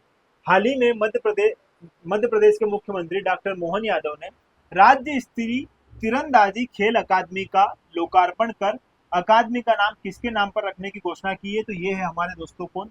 ईश्वरदास जी रोहानी। इनके नाम पर जो है राज्य स्तरीय तीरंदाजी खेल अकादमी का नाम जो है बदलकर नया नाम कर दिया है। ठीक है। हाल ही में मध्य प्रदेश सरकार ने मुख्यमंत्री पशुपालन विकास योजना का नाम परिवर्तित करके क्या रखने की घोषणा की है? तो डॉक्टर अंबेडकर पशुपालन विकास योजना इसका नाम रखा जाएगा। इस पर अभी जो है चर्चा चल रही है। हाल ही में डॉक्टर मोहन यादव किस जिले में स्थित सीएम राइज स्कूल बन्नागर का नया नाम पूर्व प्रधानमंत्री स्वर्गीय अटल बिहारी वाजपेयी के नाम पर करने की घोषणा की है? तो बन्नागर है दोस्तों उज्जैन में। ठीक है। उज्जैन की एक अच्छी तहसील है बन्नागर। और यहाँ बन्नागर जो है इसका जो है अभी जो है नाम जो है यहाँ का सीएम राइज स्कूल का नाम बदल के क्या कर दिया गया है? स्वर्गीय अटल बिहारी वाजपेयी जी के नाम पर रख दिया गया है। ठीक है। इंपॉर्टेंट है, ये बात भी आप यहाँ पर ध्यान रखिएगा। थोड़ा सा खेल समसामयिकी के बारे में जान लेते हैं दोस्तों। स्पोर्ट्स से क्वेश्चन आते ही हैं, इसलिए स्पोर्ट्स को हल्के में नहीं लेना। यहाँ से क्वेश्चन बनेंगे, इसलिए इसको अच्छे से समझते हैं। देखो, थाईलैंड में आयोजित पैरा केनो एशियाई चैंपियनशिप 2025 में मध्य प्रदेश की खिलाड़ी प्राची यादव और पूजा ओझा ने कौन सा पदक जीता है? तो दोनों ने जीता है दोस्तों स्वर्ण। ठीक है। और पैरा केनो एशियाई चैंपियनशिप 2025 कहां पर हुई है दोस्तों? थाईलैंड में। ठीक है। ये बात ध्यान रखना। और पैरा केनोइंग से बात अगर हम करें तो कौन से खिलाड़ी संबंध है? प्राची यादव और पूजा ओझा। ठीक है। दोनों याद रखना। थाईलैंड के पटाया में इसका आयोजन हुआ है। और प्राची यादव का संबंध किस जिले से दोस्तों? ग्वालियर जिले से है। और पूजा ओझा का संबंध है भेंट जिले से। दोनों बातें इंपॉर्टेंट है, दोनों बात यहाँ पर ध्यान रखना। इस चैंपियनशिप में भारतीय खिलाड़ी ने कुल 11 पदक जीते हैं, जिनमें 5 स्वर्ण है, 4 रजत है और 2 कांस्य पदक है। ठीक है। इंपॉर्टेंट है, इस लाइन को अच्छे से ध्यान रखिएगा। हाल ही में प्रथम खेलो इंडिया बीच गेम 2025 में मध्य प्रदेश की खिलाड़ी दिशा रेड्डी ने पेंचक सिलाट या एक एकल स्पर्धा होती है जिसमें कौन सा पदक जीता है दोस्तों? इन्होंने जीता है रजत पदक। ठीक है। अब ध्यान रखना, देखो समझना यहाँ पर प्रथम खेलो इंडिया बीच गेम 2025 की यदि हम बात करें तो यह जो है 19 से 24 मई 2025 तक आयोजित हुए। और कहाँ पर आयोजित हुए दोस्तों? तो दादर और नगर हवेली तथा दमन एवं दीव में। इसका शुभंकर क्या था दोस्तों? मोती, एक डॉल्फिन है। और प्रथम राज्य जो है इसमें कौन आया? मणिपुर। और मध्य प्रदेश का इसमें कौन सा स्थान रहा है दोस्तों? 9वां स्थान हमारे मध्य प्रदेश का रहा है। ये बात भी आप यहाँ पर ध्यान रखना, ठीक है। और दिशा रेड्डी जो है पेंचक सिलाट, एक एकल स्पर्धा है, उसमें कौन सा पदक जीता है? रजत पदक जीता है ना। हाल ही में एशियन केनो स्प्रिट एवं पेरा केनो चैंपियनशिप 2025 में मध्य प्रदेश की एथलीट प्राची यादव ने पेरा केनो स्पर्धा के किस वर्ग में स्वर्ण पदक जीता है? तो दोस्तों देखो, इसमें भी और KL2 500 मीटर प्लस एक और है VL 2 500 मीटर, इसमें भी मतलब इन्होंने 4 मेडल जो है इसमें प्राप्त किए हैं, ठीक है। इस स्पर्धा में 4 पदक इन्होंने यहाँ पर जीते हैं, जिसमें VL2 200 metre, KL2 200 metre, KL2 500 metre और VL2 500 मीटर, ठीक है। इन चारों स्पर्धा में इन्होंने क्या है दोस्तों? स्वर्ण पदक जीता है, ध्यान रखना इस बात को। एशियन केनो स्प्रिट और पेरा केनो चैंपियनशिप 2025 जो है कहां पर हुई है दोस्तों? थाईलैंड में हुई है, थाईलैंड के पटाया में, ठीक है। कब? 12 से 15 जून 2025 तक, ठीक है। ये बात यहाँ पर ध्यान रखना। इस चैंपियनशिप में भारतीय खिलाड़ी ने कुल 8 पदक जीते, जिनमें 4 स्वर्ण पदक प्राची यादव ने जीत लिए। चलो, भोपाल में आयोजित 24वीं Akhil Bharatiya police water sports प्रतियोगिता का शुभारंभ किसने किया है? तो ये किया है दोस्तों हमारे मोहन यादव जी द्वारा, ठीक है। और ये भोपाल में आयोजित की गई है। बिहार में आयोजित 7वें खेलो इंडिया यूथ गेम 2025 की पदक तालिका में मध्य प्रदेश राज्य ने कौन सा स्थान हासिल किया है? दोस्तों इंपोर्टेंट है, इस बात को ध्यान रखना। पहले तो ये ध्यान रखना बिहार, और बिहार में कौन से क्रमांक का दोस्तों? 7वें क्रमांक का। 7वें क्रमांक का क्या दोस्तों? खेलो इंडिया यूथ गेम, ठीक है। तो बिहार में आयोजित 7वें खेलो इंडिया यूथ गेम 2025 की पदक तालिका में मध्य प्रदेश राज्य ने कौन सा स्थान प्राप्त किया है दोस्तों? तो हमने प्राप्त किया है 10वां स्थान, ठीक है। आओ इसको अच्छे से समझते हैं। देखो, ये है यहाँ पर इसका लोगो, इस प्रकार बना हुआ है। बिहार में जो खेलो इंडिया यूथ गेम जो हुआ है उसका ये है। यहाँ पर हाथी जैसे सूंड है, शेर जो है शेर के माफिक बना हुआ है, इसको ऐसे ध्यान रखिएगा, ठीक है। 4 मई से 15 मई 2025 तक इनका आयोजन हुआ है। और खेल के रंग बिहार के संग, ये बात भी आप यहाँ पर ध्यान रखना। थोड़ा सा इसको बेहतर तरीके से जानो, क्योंकि यहाँ से क्वेश्चन बनते हैं। देखो, लोगो और शुभंकर से क्वेश्चन बनते हैं, पहले इसके बारे में जानो। तो यहाँ पर जो है शुभंकर क्या है दोस्तों? गज सिंह। गज और सिंह, अभी मैंने बताया था हाथी की तरह भी थोड़ा दिख रहा है और थोड़ा थोड़ा शेर की तरह भी दिख रहा है। एक बार और देख लो, यहाँ पर ये है गज सिंह, ठीक है। इसको थोड़ा ध्यान रखिएगा। देखो दोस्तों, यह एक पौराणिक प्राणी है जो हाथी और शेर का क्या है? मिश्रण है, जिसकी प्रेरणा नालंदा और बोध गया के पालकालीन मंदिरों से ली गई है। इंपॉर्टेंट है, नालंदा और बोध गया के पालकालीन मंदिरों से जो है इसकी क्या है? यहाँ पर इसकी प्रेरणा ली गई है। यह शक्ति, ज्ञान, सहन शक्ति और निडरता का क्या है दोस्तों? प्रतीक है। इसका शुभंकर क्या है? गज सिंह। खेलो इंडिया यूथ गेम कौन से क्रमांक का दोस्तों? 7वां क्रमांक। कहां पर? बिहार में। आयोजन तिथि क्या है दोस्तों? 4 से 15 मई 2025, ठीक है, बिहार में हुए हैं। और प्रथम आयोजन इसका कहाँ हुआ था दोस्तों? इंडिया में। तो नई दिल्ली में हुआ था 2018 में, ठीक है।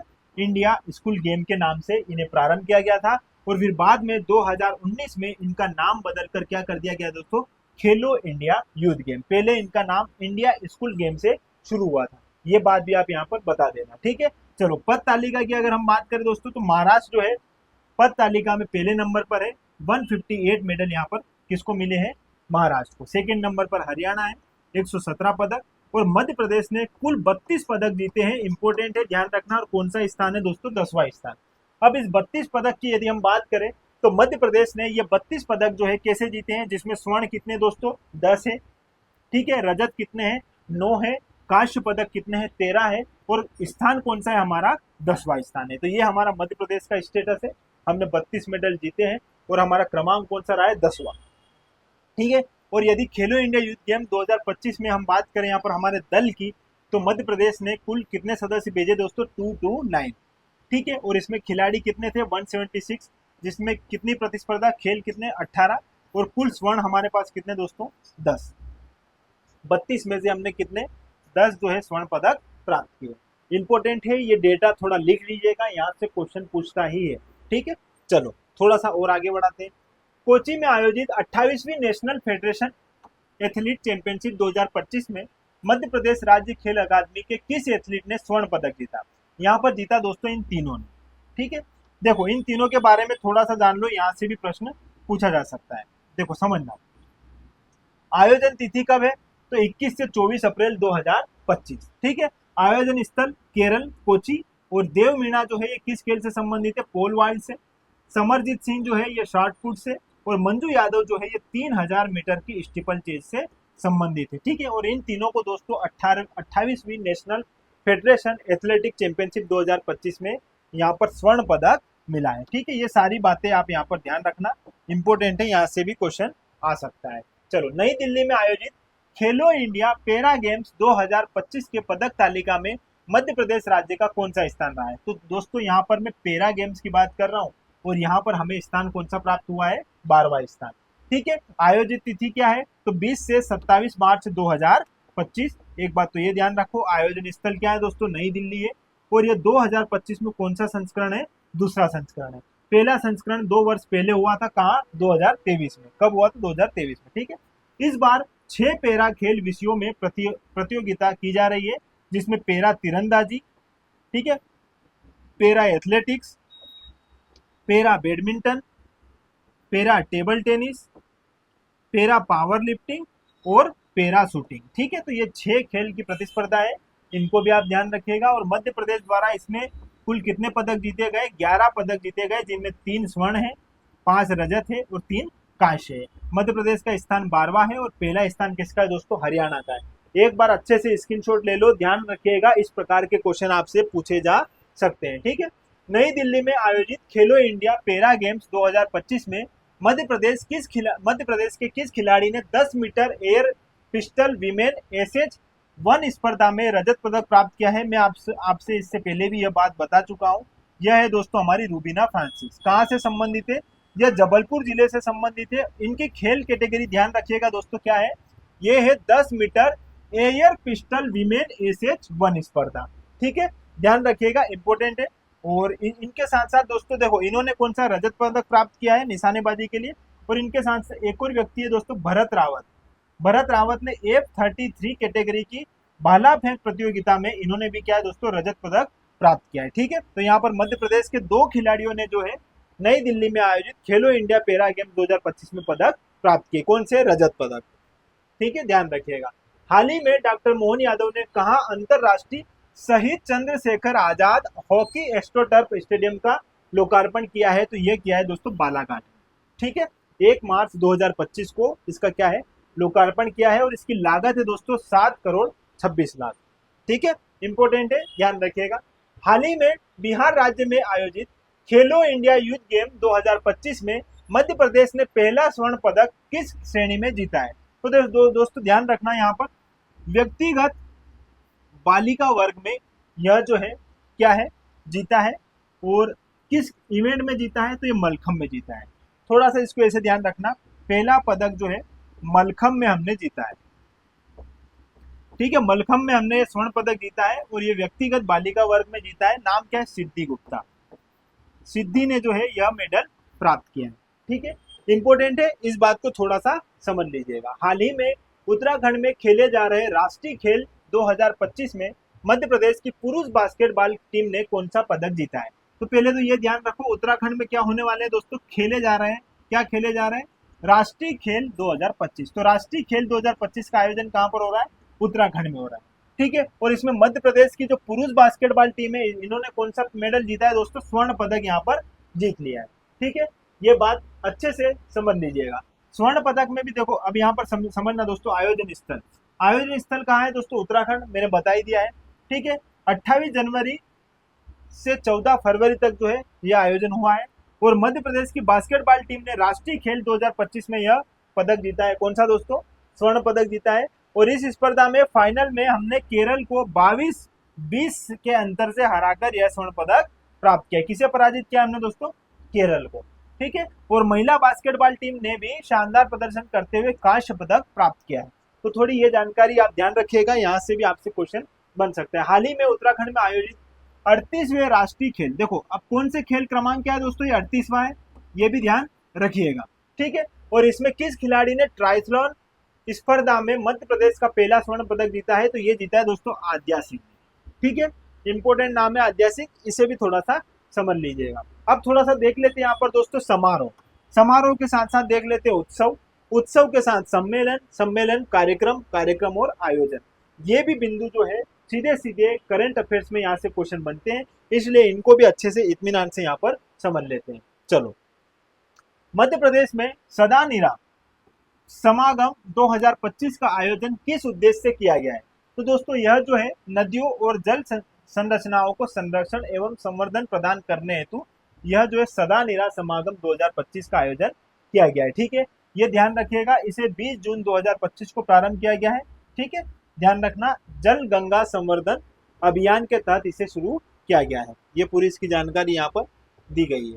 आगे, हाल ही में नई दिल्ली में आयोजित भारत अंतरराष्ट्रीय व्यापार मेले में मध्य प्रदेश के किस निगम को स्वर्ण पदक से सम्मानित किया है, तो दोस्तों मध्य प्रदेश हस्तशिल्प विकास निगम को यहाँ पर जो है भारत अंतरराष्ट्रीय व्यापार मेले में जो है स्वर्ण पदक से सम्मानित किया गया है, ठीक है। यह 43वां संस्करण था और आयोजन हुआ था दोस्तों 14 से 27 नवंबर 2024 को, कहां पर, नई दिल्ली में। पहली बार जो है इसका आयोजन हुआ था दोस्तों 1980 में, और इसकी थीम इंपॉर्टेंट है, थीम ध्यान रखना दोस्तों, विकसित भारत @2047 2047 तक हमारे भारत को हमें विकासशील अर्थव्यवस्था से क्या बनाना है, विकसित अर्थव्यवस्था तक पहुंचाना है, और यह है इसकी थीम भारत अंतरराष्ट्रीय व्यापार मेले की, ठीक है। कौन सा संस्करण था, 43 क्रमांक का यह संस्करण था, ठीक है। चलो, मुख्यमंत्री डॉक्टर मोहन यादव की अध्यक्षता में ग्रामीण रंग पर्यटन संघ उत्सव 2025 का आयोजन कहां पर हुआ है दोस्तों, तो यह हुआ है दोस्तों भोपाल में, ठीक है। 8 जून 2025 को इसका जो है यहाँ पर आयोजन किया गया है। वर्तमान में मध्य प्रदेश के महुआ महोत्सव 2025 का आयोजन कहाँ किया गया है, तो यह भी जो है दोस्तों भोपाल में किया गया है, ठीक है। महुआ महोत्सव 2025 जो है यह जनजातियों से संबंधित है, जिसमें जनजाति संस्कृति, कला और व्यंजनों से परिचित कराने हेतु इसको आरंभ किया गया है, और आयोजन स्थल भोपाल है। आयोजन की तिथि क्या है दोस्तों, 6 जून 2025, 5 दिवसीय है ना, जनजाति संग्रहालय की स्थापना के उपलक्ष्य में आयोजित किया जाता है इसे, ठीक है। चलो, हाल ही में कोल जनजाति सम्मेलन 2025 इंपोर्टेंट है दोस्तों, यूनिट 10 से संबंधित है। कोल जनजाति सम्मेलन 2025 का आयोजन मध्य प्रदेश के किस शहर में किया गया है दोस्तों। कोल जनजाति मध्य प्रदेश के किस क्षेत्र में रहती है, पूर्वी क्षेत्र में। पूर्वी क्षेत्र में भी अगर आप देखोगे तो शहडोल में, ठीक है। बाकी सारे जिले आपको समझ में आ रहा है, इन जिलों में नहीं रहती है, ठीक है, शहडोल में पाई जाती है, ठीक है। मध्य प्रदेश की पहली स्पिरिचुअल एंड वेलनेस समिट 2025 कहाँ आयोजित की जाएगी, तो ये हमारे उज्जैन में की जाएगी 5 जून 2025 को, ठीक है। इसे भी ध्यान रखिएगा। आगे दोस्तों यहाँ पर आगे है क्वेश्चन, स्किप हो गया, हाँ ये इंदौर के किस स्थल पर 20 मई 2025 को मध्य प्रदेश मंत्री परिषद की विशेष बैठक आयोजित की गई। ध्यान रखना दोस्तों, राजवाड़ा पैलेस में, ये डेट इंपॉर्टेंट है, 20 मई 2025, ठीक है। दोनों बात ध्यान रखना, यहाँ पर ये मध्य प्रदेश मंत्री परिषद की विशेष बैठक यहाँ पर आयोजित की गई थी, कहाँ पर, राजवाड़ा पैलेस। राजवाड़ा पैलेस कहाँ है दोस्तों, इंदौर में, ठीक है। दोनों बातें ध्यान रखना है ना, ये तो आपको जानकारी होगी। आगे, हाल ही में मध्य प्रदेश के किस शहर में मालवा उत्सव 2025 का आयोजन किया जा रहा है।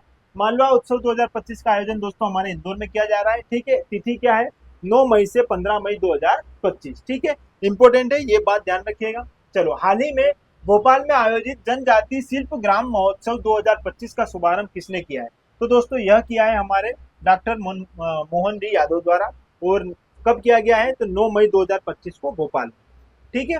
जनजाति शिल्प ग्राम महोत्सव 2025 का आयोजन कहाँ हुआ है दोस्तों, भोपाल में हुआ है, ये बात आप यहाँ पर ध्यान रखिएगा, ठीक है। हाल ही में भारत सरकार के निर्देशानुसार नागरिक सुरक्षा योजनाओं का अभ्यास या मॉक ड्रिल जिसकी हम बात करें, तो यह मध्य प्रदेश के कितने जिलों में आयोजित किया जा रहा है, तो यह 5 जिलों में आयोजित किया जा रहा है। और 5 जिले कौन कौन से दोस्तों, ग्वालियर, भोपाल, इंदौर, जबलपुर और कटनी, ठीक है। शाम 4 बजे से रात 8 बजे तक यह जो है किया जाएगा आयोजन, और इसमें नागरिक सुरक्षा एवं योजनाओं का अभ्यास है जो 7 मई 2025 को किया गया है, ठीक है। इंपोर्टेंट है, लाइन ध्यान रखिएगा। चलो, हाल ही में मध्य प्रदेश में लाडली लक्ष्मी उत्सव 2025 के अंतर्गत कौन सा अभियान शुरू किया गया है, तो एक पेड़ लाडली लक्ष्मी के नाम यह जो है अभियान प्रारंभ किया गया है, नाम से ही समझ में आ रहा है। ठीक है, 2 मई 2025 को इसे प्रारंभ किया गया। मध्य प्रदेश संस्कृति विभाग द्वारा एकात्म पर्व 2025 का आयोजन कहाँ किया जा रहा है? तो एकात्म पर्व 2025 का आयोजन दोस्तों कहाँ पर? यह जो है ओमकारेश्वर में जो है इसका आयोजन किया जाएगा 28 अप्रैल से 2 मई 2025 तक। ठीक है, चलो। हाल ही में मध्य प्रदेश खादी तथा ग्रामोद्योग बोर्ड द्वारा राज्य स्तरीय खादी उत्सव 2025 का आयोजन कहाँ किया जा रहा है? तो दोस्तों यह है गोहर महल भोपाल में आयोजित किया जा रहा है और यह 6 मई से 15 मई 2025 तक आयोजित किया जाएगा और इसमें खादी उत्पादकों पर कितने दोस्तों 20% की छूट मिलेगी। ठीक है, हाल ही में मध्य प्रदेश के किस शहर में central India fabric and fashion expo 2025 का आयोजन किया जा रहा है? तो ये भोपाल में किया जा रहा है। ठीक है, इसको थोड़ा सा आप यहाँ पर देख लीजिएगा।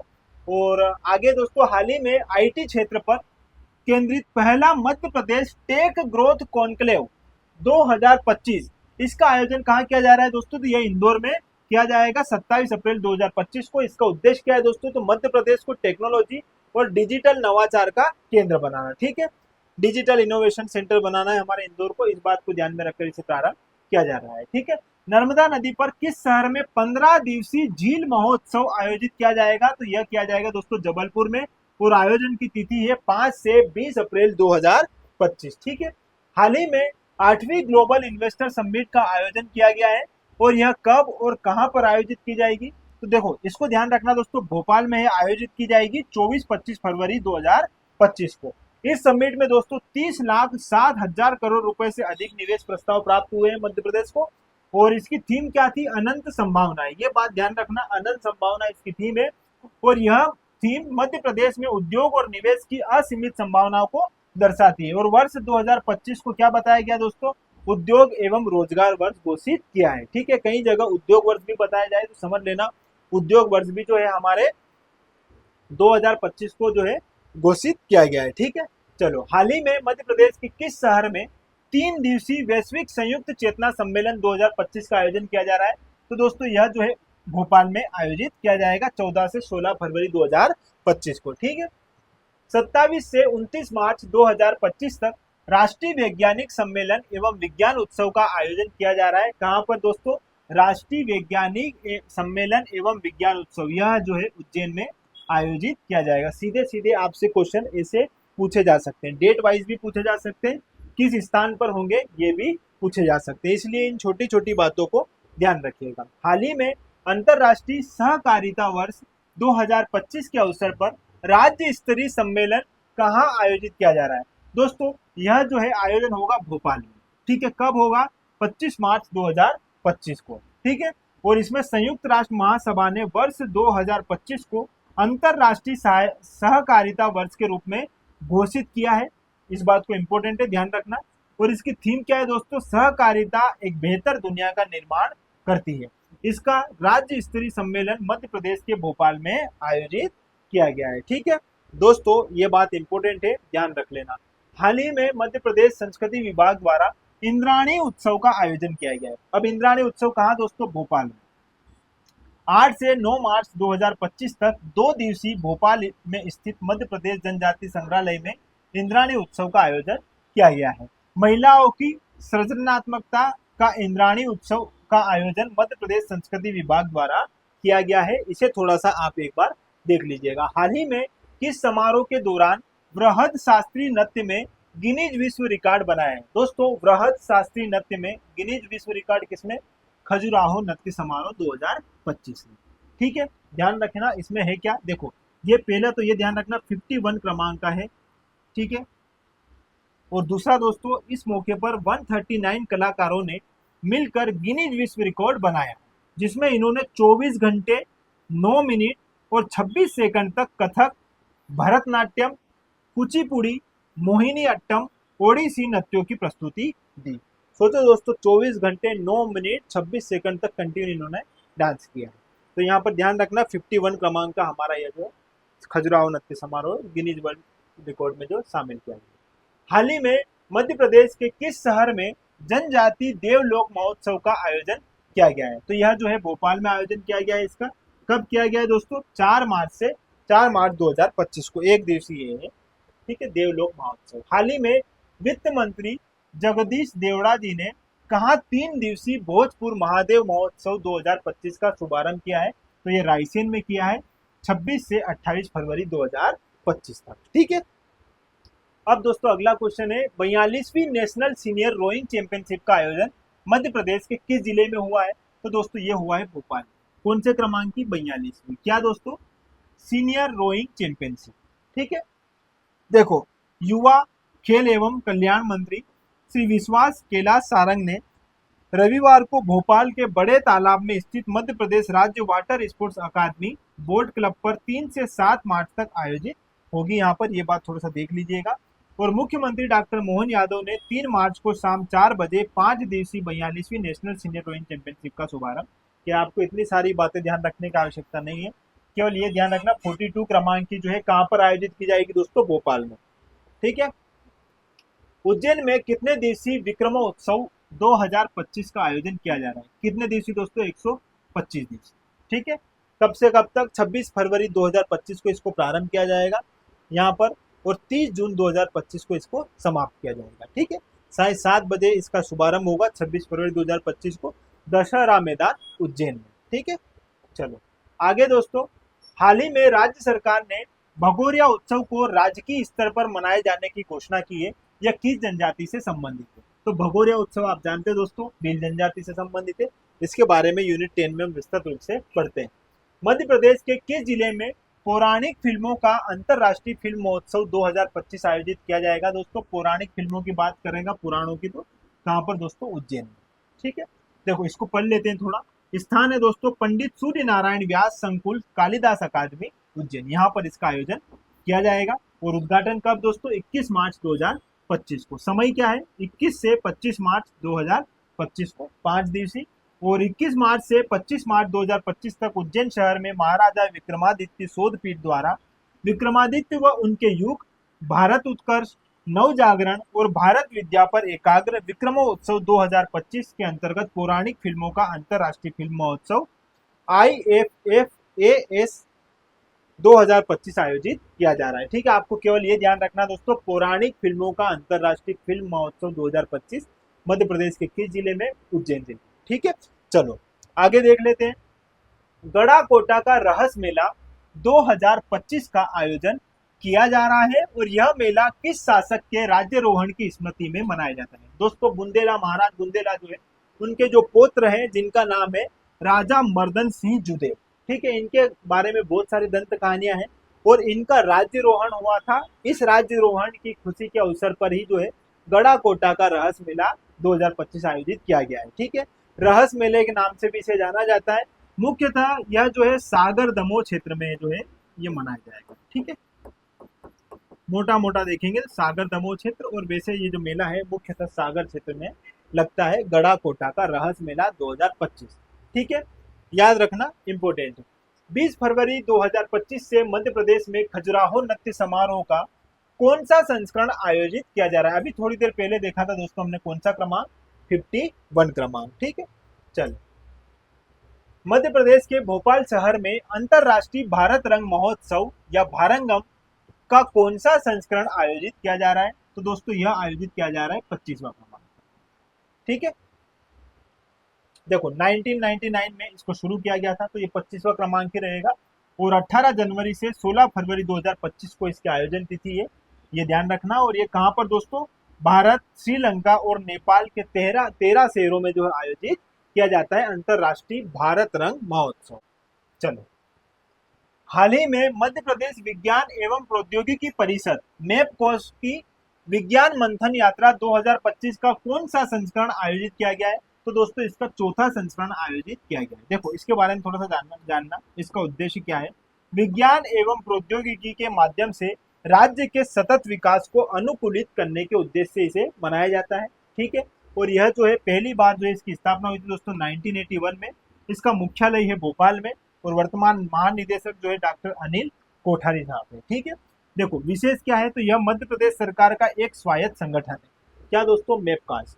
ठीक है, मध्य प्रदेश विज्ञान एवं प्रौद्योगिकी परिषद, स्थापना याद रखना 1981। उद्देश्य क्या है दोस्तों? विज्ञान और प्रौद्योगिकी के माध्यम से राज्य को सतत विकास को, राज्य के सतत विकास को अनुकूलित करने के उद्देश्य। ठीक है, चलो सरगम ए गौण थीम पर आधारित, कौन सी दोस्तों थीम है ये, सरगम ए गौण थीम पर आधारित महिला सशक्तिकरण और सांस्कृतिक धरोहर का प्रतीक परी बाजार का आयोजन किस शहर में किया जाएगा, तो यह हमारे भोपाल में आयोजित किया जाएगा। सरगम ए गौण, गौण जनजाति की कलाकृति को ध्यान में रखकर जो है इसे परी बाजार को आयोजित किया जाएगा। इसमें इस जनजाति से संबंधित कलाकृतियों का यहाँ पर क्या किया जाता है दोस्तों, बाजार लगता है। ठीक है, ये बात थोड़ा सा समझ लेना।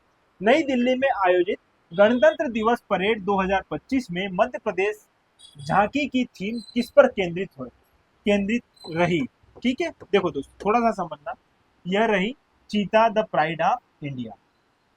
यह हमारे मध्य प्रदेश की थीम थी जब नई दिल्ली में गणतंत्र दिवस की जो परेड जो है 2025 को ध्यान में रखकर जो हुई थी उसमें। ठीक है, देखो इसका जो है कहाँ हुई है, नई दिल्ली में, और झांकी की मुख्य थीम है चीता द प्राइड ऑफ इंडिया। ठीक है, और वर्ष 2024 में विकास का मूल मंत्र आत्मनिर्भर नारी, ये था। 2024 को भी ध्यान रखना, झांकी इसकी, और 2025 की भी। ठीक है, दोनों बातें इंपॉर्टेंट है, दोनों से प्रश्न बन सकते हैं। मां नर्मदा जयंती के अवसर पर 3 दिवसीय नर्मदा महोत्सव 2025 का आयोजन कहाँ किया जाएगा दोस्तों, तो यह अमरकंटक पर किया जाएगा। अमरकंटक उद्गम स्थल है मां नर्मदा का यहाँ से। ठीक है, अनूपपुर जिले के अंतर्गत यह आता है। हाल ही में मध्य प्रदेश में 21वां आयुर्वेद पर्व 2025 कहाँ आयोजित किया गया। ठीक है, तो यह हमारे भोपाल में आयोजित किया गया है। ठीक है, 20 जनवरी 2025 को। इसका उद्देश्य क्या है दोस्तों, राष्ट्रीय सेमिनार, आरोग्य मेला और आयुर्वेद क्षेत्र का प्रचार प्रसार। आयुर्वेद का उद्घाटन जो है मुख्यमंत्री डॉक्टर मोहन यादव द्वारा किया गया, और प्रदेश में 11 आयुर्वेद कॉलेज खोले जाएंगे। स्वास्थ्य विभाग की तर्ज पर आयुष विभाग में रिटायरमेंट की आयु कितनी हो जाएगी दोस्तों, 65 वर्ष हो जाएगी। ठीक है, आगे भोपाल शहर में आयोजित होने वाली ग्लोबल इन्वेस्टर समिट 2025 में कौन सा देश कंट्री पार्टनर के रूप में भाग लेगा, तो वह लेगा दोस्तों जापान। ठीक है, भोपाल शहर में देखो थोड़ा सा इसको अच्छे से समझिएगा, ऐसे क्वेश्चन पूछे जाते हैं। कहां पर दोस्तों, भोपाल शहर में 24-25 फरवरी 2025 को ग्लोबल इन्वेस्टर समिट का आयोजन किया जाएगा। ठीक है, इस समिट में जापान जो है वो कंट्री पार्टनर के रूप में भाग लेगा, और निवेश प्रोत्साहन का इसका उद्देश्य क्या है दोस्तों, आयोजनों और अंतरराष्ट्रीय भागीदारी के मध्य। ठीक, क्या करना, इसके निवेश प्रोत्साहन का उद्देश्य है। ठीक है, निवेश को क्या करना है यहाँ पर, प्रोत्साहित करना, और इसी के माध्यम से प्रदेश में निवेश को बढ़ावा देना और आध्यात्मिक विकास को गति प्रदान करना इसका प्रमुख उद्देश्य रहेगा। ठीक है, मध्य प्रदेश संस्कृति विभाग के सहयोग से प्रदेश के 89 जनजातीय विकास खंडों में किसके जीवन पर आधारित प्रेरणा उत्सव का आयोजन किया जा रहा है। प्रेरणा उत्सव का आयोजन किया जा रहा है दोस्तों रानी दुर्गावती जी के जीवन पर आधारित है। ठीक है, और ये 15 जनवरी 2025 को इसका आयोजन किया जाएगा। ठीक है, कहाँ से, धार से। ठीक है, थोड़ा सा इस बात को आप यहाँ पर ध्यान रख लेना। मध्य प्रदेश में आनंद उत्सव 2025 का आयोजन कब से कब तक किया जा रहा है, तो दोस्तों 14 से 28 जनवरी 2025, ये डेट ध्यान रखना। आनंद उत्सव जो है इसका उद्देश्य है नागरिकों में सहभागिता एवं उत्साह को बढ़ाने के लिए समूह स्तर पर खेल कूद और सांस्कृतिक कार्यक्रम आयोजित करना। कब से कब तक दोस्तों, 14 जनवरी से 28 जनवरी 2025 तक। ठीक है, ध्यान रखना। और ये कहाँ पर, ये प्रदेश के 23,011 ग्राम पंचायतों और 313 विकास खंडों में आयोजित किया जाएगा। ठीक है, आयोजक कौन है इसका, तो मध्य प्रदेश राज्य आनंद संस्थान और पंचायत ग्रामीण विकास विभाग, इन दोनों के सहयोग से जो है इसको आयोजित किया जाएगा। आगे दोस्तों, हाल ही में मध्य प्रदेश स्कूल शिक्षा विभाग का सांस्कृतिक कार्यक्रम अनुगुंज 2024-25 का आयोजन कहां पर किया जा रहा है, तो इसका कहाँ किया जाएगा दोस्तों, तो यह जो है भोपाल में आयोजित किया जाएगा। ठीक है, इसको थोड़ा सा ध्यान रखना। अनुगुंज जो है यह 2024-25 का जो है इसका आयोजन कहाँ दोस्तों, हमारी राजधानी भोपाल में किया जाएगा। ठीक है, 10 जनवरी 2025 को शाम 5:30 बजे। चलो, हाल ही में मध्य प्रदेश में आयोजित वानिकी सम्मेलन एवं IFS मीट का शुभारंभ किसके द्वारा किया गया। किसकी बात कर रहा है दोस्तों, वानिकी सम्मेलन और IFS मीट का शुभारंभ किसके द्वारा किया गया, तो यह जो है हमारे माननीय मोहन यादव जी द्वारा किया गया है। ठीक है, देखो इसको थोड़ा सा समझते दोस्तों, इसके बारे में थोड़ा सा जानना। देखो शुभारंभ किसका दोस्तों, वानिकी सम्मेलन एवं IFS मीट। देखो 10 जनवरी 2025 को इसका आयोजन किया गया, ठीक है। और किसके द्वारा? मोहन यादव द्वारा। और कहाँ पर दोस्तों? पंडित खुशीलाल आयुर्वेद महाविद्यालय सभागृह भोपाल। अध्यक्षता मध्य प्रदेश वन एवं पर्यावरण राज्य मंत्री दिलीप अहिरवार जी ने इसकी अध्यक्षता करी। इसका उद्देश्य क्या है दोस्तों? तो पर्यावरणीय चुनौतियों का समाधान ढूंढना, ठीक है, वन्य जीवन संरक्षण, टिकाऊ वानिकी और जलवायु परिवर्तन के प्रभावों को कम करने की दिशा में ठोस कदम उठाना, ठीक है। चलो ये बात ध्यान रखिएगा। केंद्रीय सड़क परिवहन मंत्री नितिन गडकरी, इन्होंने कहा भारत की पहली हाइड्रोजन सीएनजी बाजार विकल्प का अनावरण किया? तो इन्होंने किया है पीथमपुर में धार। धार दोस्तों जो धार के अंतर्गत आता है पीथमपुर, यहाँ पर इसका अनावरण किया है, ठीक है। देखो इससे क्या होगा, थोड़ा सा समझना। इससे क्या होगा दोस्तों? पहला तो इसका उद्देश्य समझो, प्रदूषण को कम करना और ईंधन की दक्षता को बढ़ाना। इसके साथ साथ वर्ष 2025 में सीएनजी में 5% हाइड्रोजन मिश्रण का उपयोग किया जाएगा और वर्ष 2026 में इसे बढ़ाकर कितना दोस्तों? 18% कर दिया जाएगा। केंद्रीय मंत्री नितिन गडकरी ने के अनुसार इथेनॉल, बायोडीजल, सीएनजी इलेक्ट्रिक वाहन के उपयोग को बढ़ावा देने का कार्य भी किया जा रहा है, ठीक है। ध्यान रखना, इंपॉर्टेंट बात है, बाजा विकल्प अनावरण, ठीक है। और ये भारत की पहली हाइड्रोजन सीएनजी विकल्प, ध्यान रखना ये। अब थोड़ा सा इसको अच्छे से देख लीजिएगा। हिंदी नाटक बेजू बावरा का आयोजन कहाँ किया जाता है? तो दोस्तों यह जो है चंदेरी अशोक नगर में जो है इसका क्या है? आयोजन किया जा रहा है, ठीक है। बेजू बावरा जो है इस हिंदी नाटक का आयोजन चंदेरी में किया जा रहा है। इसके बारे में थोड़ा सा जानते हैं। 9 जनवरी 2025 को अशोक नगर चंदेरी में इसका आयोजन किया जाएगा और इसका उद्घाटन करेंगे ज्योतिरादित्य सिंधिया। आयोजक कौन है दोस्तों? तो मध्य प्रदेश टूरिज्म बोर्ड और संस्कृति परिषद तथा चंदेरी इको स्ट्रीट। विशेष क्या रहेगा? चंदेरी में पहली बार इसका आयोजन किया जा रहा है। और बेजू बावरा जो है इस हिंदी नाटक का लेखक कौन है दोस्तों? नदीम खान, ये नाम इंपोर्टेंट है। और इसके गुरु कौन है? तो स्वामी हरिदास।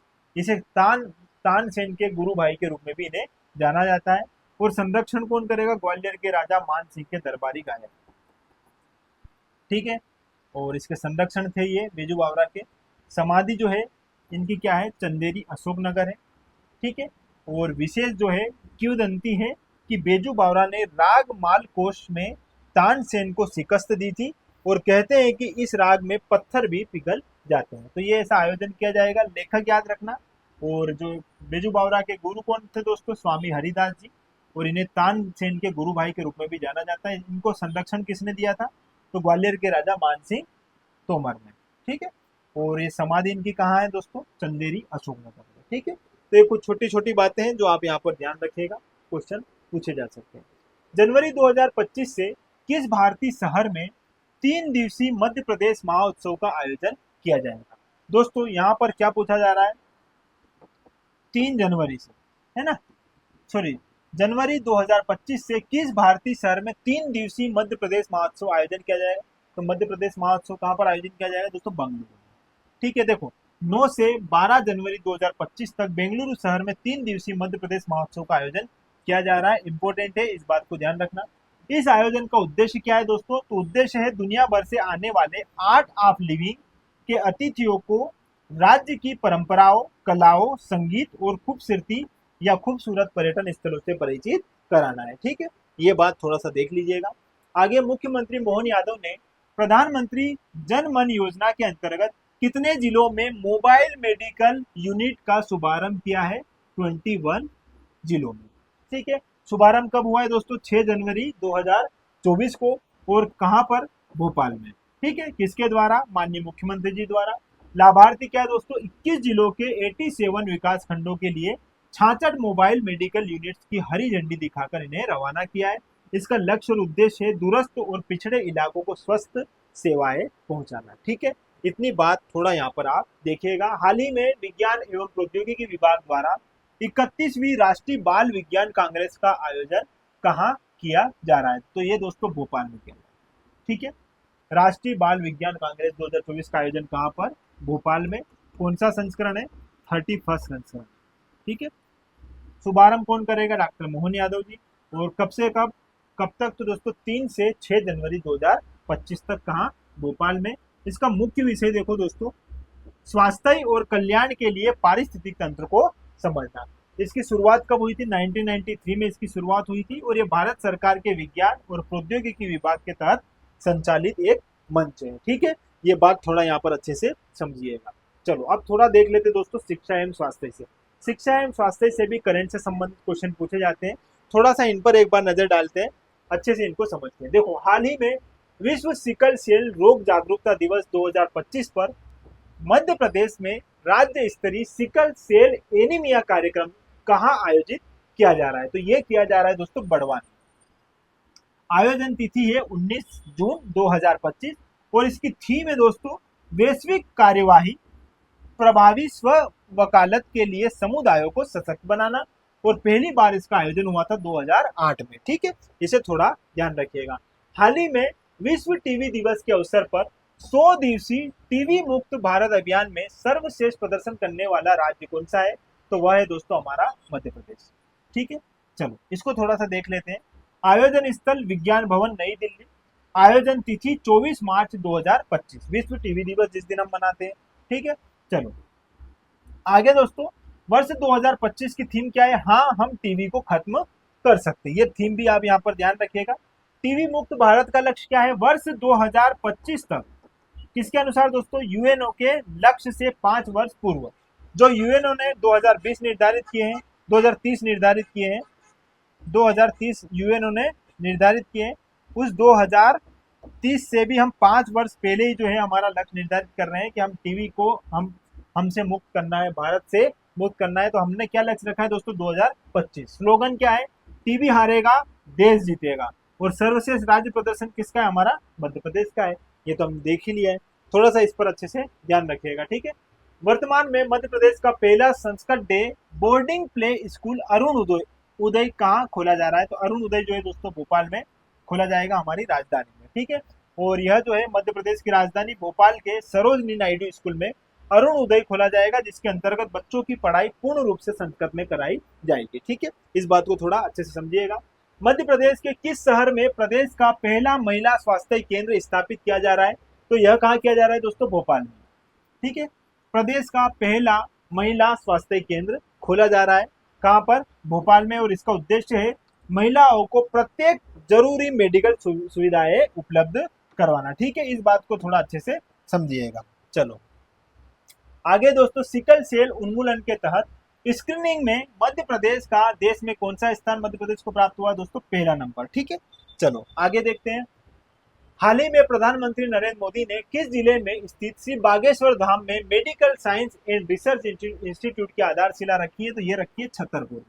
प्रधानमंत्री श्री नरेंद्र मोदी जी ने छतरपुर जिले के गढ़ा में 218 करोड़ रुपए की लागत से बनने वाले श्री बागेश्वर धाम चिकित्सा विज्ञान एवं अनुसंधान संस्थान का शिलान्यास किया है। इंपोर्टेंट है, इसको अच्छे से देखिएगा। चलो अब देख लेते हैं दोस्तों थोड़ा सा तकनीकी से भी थोड़े क्वेश्चन हमसे पूछे जा सकते हैं, इसलिए 1 जनवरी से लेकर जून तक जो हमारे मध्य प्रदेश में तकनीकी से संबंधित जो हमारे करंट अफेयर्स है वो अच्छे से यहाँ पर देख लेते हैं। ठीक है, चलो मध्य प्रदेश में त्वरित डिजिटल इनिशिएटिव का शुभारंभ कब किया गया?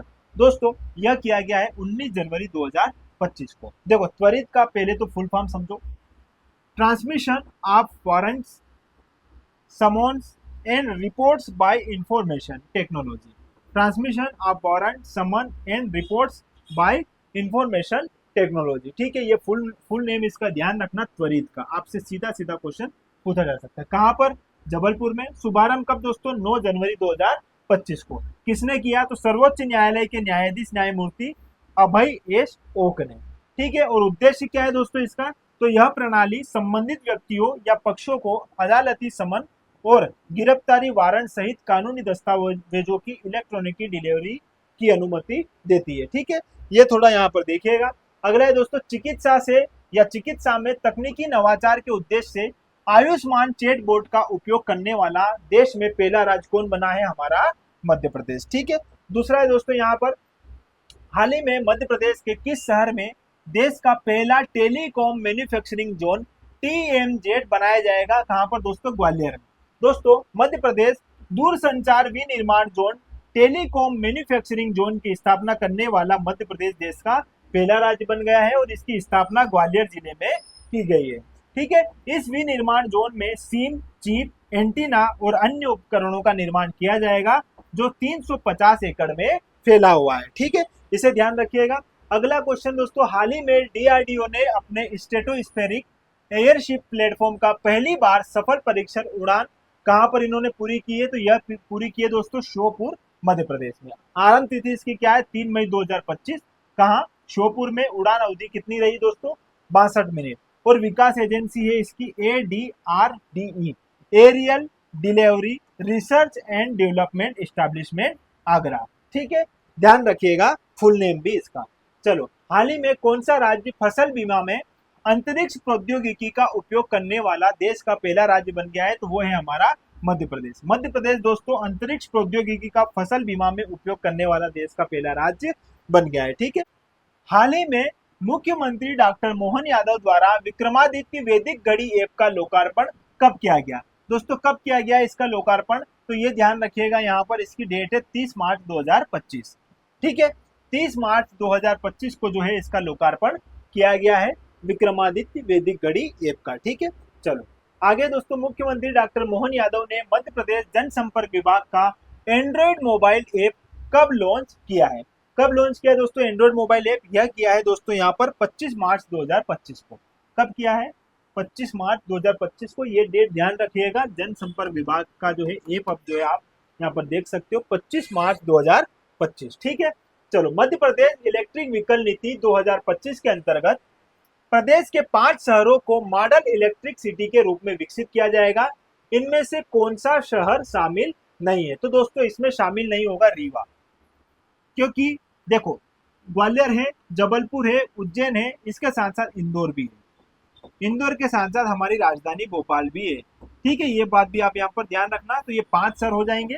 ठीक है, इतना आप यहाँ पर ध्यान रखना कि मध्य प्रदेश इलेक्ट्रिक वाहन या व्हीकल नीति 2025 है, इसके अंतर्गत कितने जिलों को शामिल किया गया है दोस्तों? 5। ठीक है, इनको विकसित किया जाएगा इस आधार पर। चलो, हाल ही में मध्य प्रदेश राज्य real time forest alert system लागू करने वाला देश का कौन सा राज्य बना है? तो यह हमारा पहला राज्य बन गया हमारा मध्य प्रदेश। ठीक है, मुख्यमंत्री डॉक्टर मोहन यादव ने मध्य प्रदेश में कब से ई ऑफिस प्रणाली, इंपोर्टेंट है दोस्तों, ई ऑफिस प्रणाली का शुभारंभ किया है? तो यह किया है दोस्तों 1 जनवरी 2025 को। 1 जनवरी 2025 को मध्य प्रदेश में क्या दोस्तों? ई ऑफिस प्रणाली लागू कर दी गई है। थोड़ा सा समझना, मुख्यमंत्री डॉक्टर मोहन यादव ने ई ऑफिस प्रणाली का शुभारंभ किया है और इसके माध्यम से डिजिटलाइजेशन के माध्यम से सभी योजनाओं को बेहतर ढंग से लागू करना और विभागों का समन्वय करने के लिए उन्हें लागू करने का कार्य किया जाएगा। ठीक है, ये ध्यान रखना, डेट याद रखना, 1 जनवरी 2025। अब थोड़ा प्रमुख पर्यावरणीय घटनाएं देख लेते दोस्तों। इस बार इन 6 माह में मध्य प्रदेश में कई ऐसी पर्यावरणीय घटनाएं हमारे सामने आई जो हमारे एग्जाम के लिए जरूरी है। चलो इस पर एक बार थोड़ा अच्छे से नजर डाल देते हैं। ठीक है, चलो, हाल ही में भारतीय वन्यजीव संस्थान देहरादून, देखो पहली बात तो ये ध्यान रखना, भारतीय वन्यजीव संस्थान कहाँ मिलेगा आपको दोस्तों? देहरादून में। इसके द्वारा जारी रिपोर्ट के अनुसार देश में बाघों का सर्वश्रेष्ठ आवास क्षेत्र किसे घोषित किया गया? किसे घोषित किया गया दोस्तों? कान्हा टाइगर रिजर्व को घोषित किया गया है। ठीक है, ये बात आप यहाँ पर ध्यान रखना, बाघों का सर्वश्रेष्ठ आवास क्षेत्र है हमारा कान्हा राष्ट्रीय टाइगर रिजर्व। ठीक है, ये बात ध्यान रखना। हाल ही में मध्य प्रदेश सरकार ने किसके नाम पर प्रदेश का 25वां अभ्यारण्य घोषित करने की अधिसूचना जारी की है? तो यह जो है डॉक्टर भीमराव अंबेडकर जी के नाम पर जो है घोषणा की है अभ्यारण्य की। ठीक है, देखो थोड़ा सा समझना, डॉक्टर भीमराव अंबेडकर अभ्यारण्य हमारा कौन सा अभ्यारण्य दोस्तों? 25वां अभ्यारण्य सागर जिले में यह जो है आपको मिलेगा और यहाँ पर घोषणा की है यादव जी ने और अधिसूचना 11 अप्रैल 2025 को इसकी तारीख है, ये ध्यान रखना, यहाँ अधिसूचित किया गया है। क्षेत्रफल 258.64 वर्ग किलोमीटर है और हेक्टेयर में देखा जाए तो 25,864।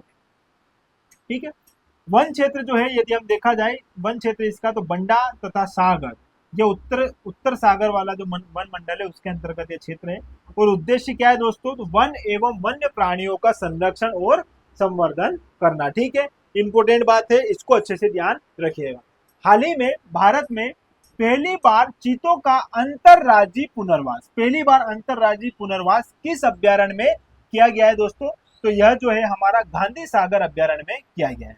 ठीक है, गांधी सागर अभ्यारण्य के बारे में थोड़ा सा जानते हैं। यह मध्य प्रदेश के मंदसौर तथा नीमच जिले के अंतर्गत आता है और इसकी स्थापना 1974 में हुई थी, है ना। इसका क्षेत्रफल है दोस्तों 368.62 वर्ग किलोमीटर। और यह विशेष क्या है इसके बारे में, तो इस अभ्यारण्य से होकर चंबल नदी प्रवाहित होती है। और यहाँ पर चीता परियोजना की शुरुआत कब हुई थी दोस्तों, 2022 में, 17 सितंबर 2022 को, मोदी जी के जन्मदिन के अवसर पर।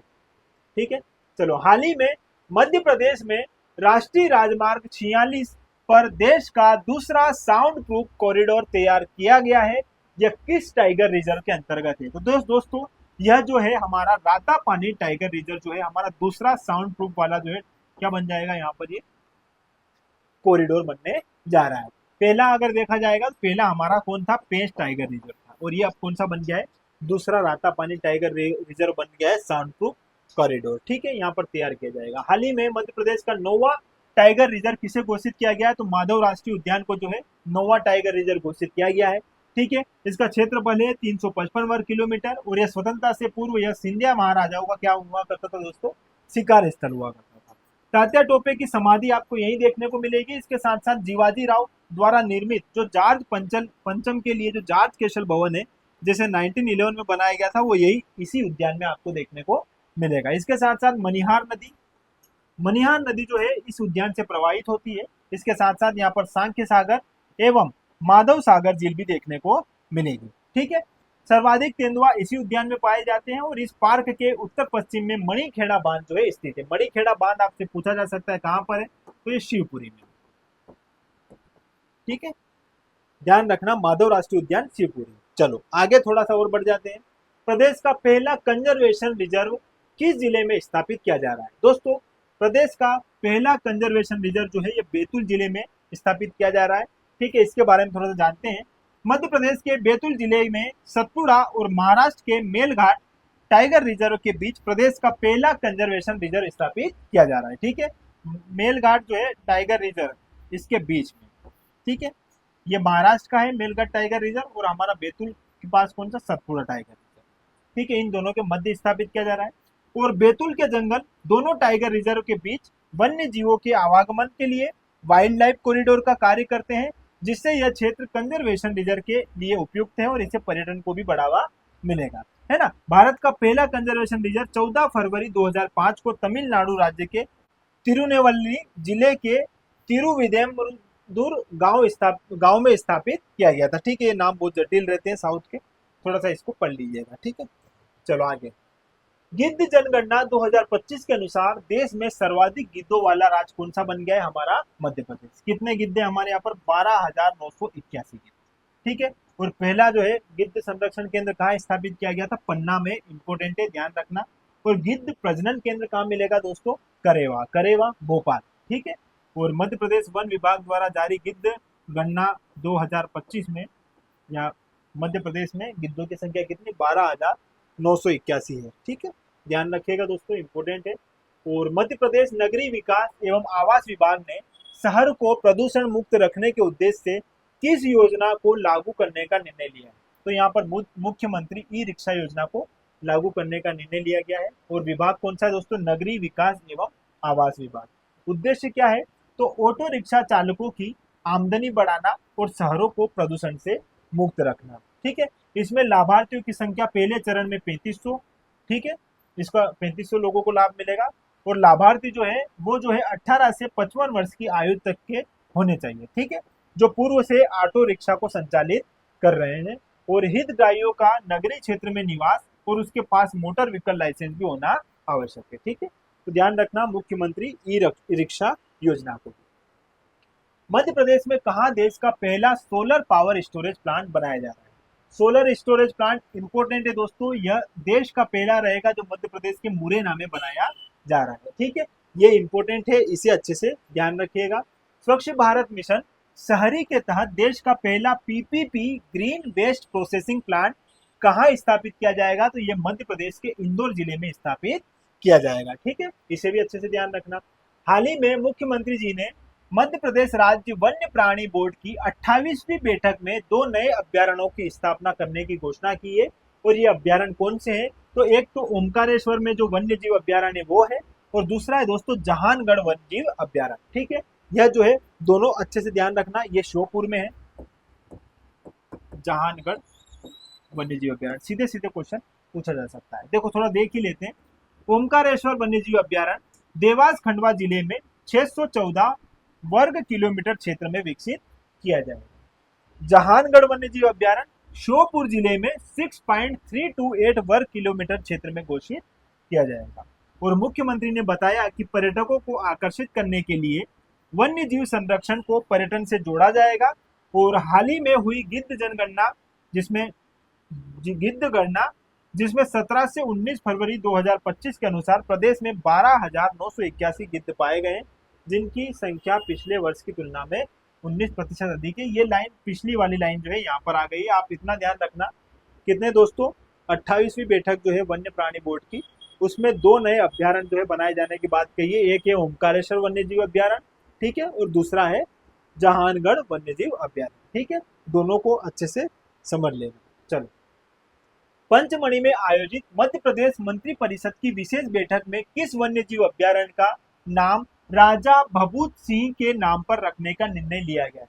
तो यह जो है दोस्तों किसका, पंचमढ़ी वन्य जीव अभ्यारण्य का नाम जो है राजा भभूत सिंह वन्य जीव अभ्यारण्य करने की बात चल रही है। ठीक है, हाल ही में चर्चा में रहा यूनियन कार्बाइड मध्य प्रदेश के किस जिले से संबंधित रहा है? दोस्तों यह है पीथमपुर से संबंधित, धार पीथमपुर। इसके बारे में हमने विस्तृत रूप से चर्चा कर ही ली है।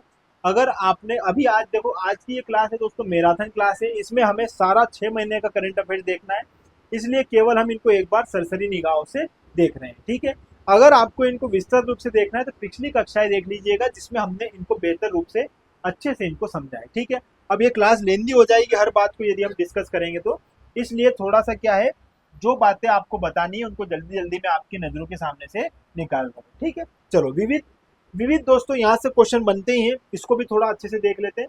सबसे पहले बात करते हैं, हाल ही में इंडिया जस्टिस रिपोर्ट IJR 2025 द्वारा जारी रिपोर्ट में मध्य प्रदेश को ओवरऑल रैंकिंग में कौन सा स्थान प्राप्त मिला है? दोस्तों ओवरऑल देखा जाए तो मध्य प्रदेश को इसमें 7वां स्थान मिला है। ठीक है, अलग अलग इसकी कैटेगरी देखते हैं। इंडिया जस्टिस रिपोर्ट 2025, यह जो है रिपोर्ट 15 अप्रैल 2025 को जारी की गई है। यह संस्करण तीसरा संस्करण था, इसे पहली बार वर्ष 2019 में जो है जारी किया गया था। और इस बार जो है शीर्ष स्थान में सबसे बड़े राज्य जो है उसमें पहला राज्य है दोस्तों कर्नाटक, और हमारा 7वां राज्य है मध्य प्रदेश।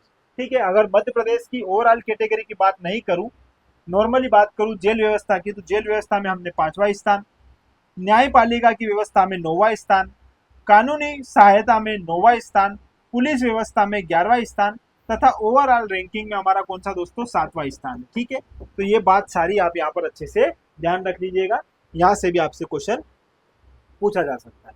यूनेस्को ने मध्य प्रदेश की 4 ऐतिहासिक धरोहर स्थलों को टेंटेटिव लिस्ट में शामिल किया है, इसमें कौन सा स्थल शामिल नहीं है? तो दोस्तों इसमें ध्यान रखना, होलकर राजवाड़ा शामिल नहीं है, बाकी ये तीनों शामिल है। इसके साथ साथ अभी जो है वर्तमान में 64 योगिनी मंदिर को शामिल किया गया, सम्राट अशोक के शिलालेख को शामिल किया गया, गुप्तकालीन मंदिर को शामिल किया गया, और बुंदेला के महलों को भी शामिल किया गया है। ठीक है, बुंदेला महल जो है उनको भी शामिल किया गया है। ठीक है, तो ये ध्यान रखना, ये तो है हमारी क्या दोस्तों टेंटेटिव लिस्ट। थोड़ा सा समझना, मध्य प्रदेश में अब यूनेस्को द्वारा घोषित धरोहर की संख्या कितनी हो गई? 18। 18 में से 15 क्या है दोस्तों? अस्थायी है, और 3 क्या है? स्थायी। थोड़ा सा देखना यहाँ पर, स्थायी कौन सी है? खजुराहो के मंदिर, जो कब दोस्तों 1986 में शामिल किए गए थे। सांची स्तूप 1989 में शामिल किए गए, और भीमबेटका जो है यह जो है 2003 में यूनेस्को की विश्व धरोहर में शामिल किए गए थे। ठीक है, अब ये हो गए स्थायी। अब अस्थायी कितने दोस्तों? 15। देखो अस्थायी 15 कौन से हैं वो भी मैं आपको यहाँ पर बता देता हूँ, एक साथ आपको सारी चीजें समझ में आ जाएंगी। थोड़ा उनको भी एक बार देख लोगे तो चीजें एक बार क्लियर हो जाएगी। 15 स्थल कौन से हैं वो, क्योंकि प्रश्न ऐसे पूछा जा सकता है। ठीक है, तो इन 15 स्थलों को भी देख लो। देखो पहला है दोस्तों मांडू के स्मारकों का समूह, जो कहाँ है? धार जिले में स्थित है। ठीक, ओरछा का ऐतिहासिक समूह कहाँ है दोस्तों? छतरपुर में स्थित है। नर्मदा घाटी में भेड़ा घाट या लम्हेटा घाट कहाँ है? जबलपुर में स्थित है।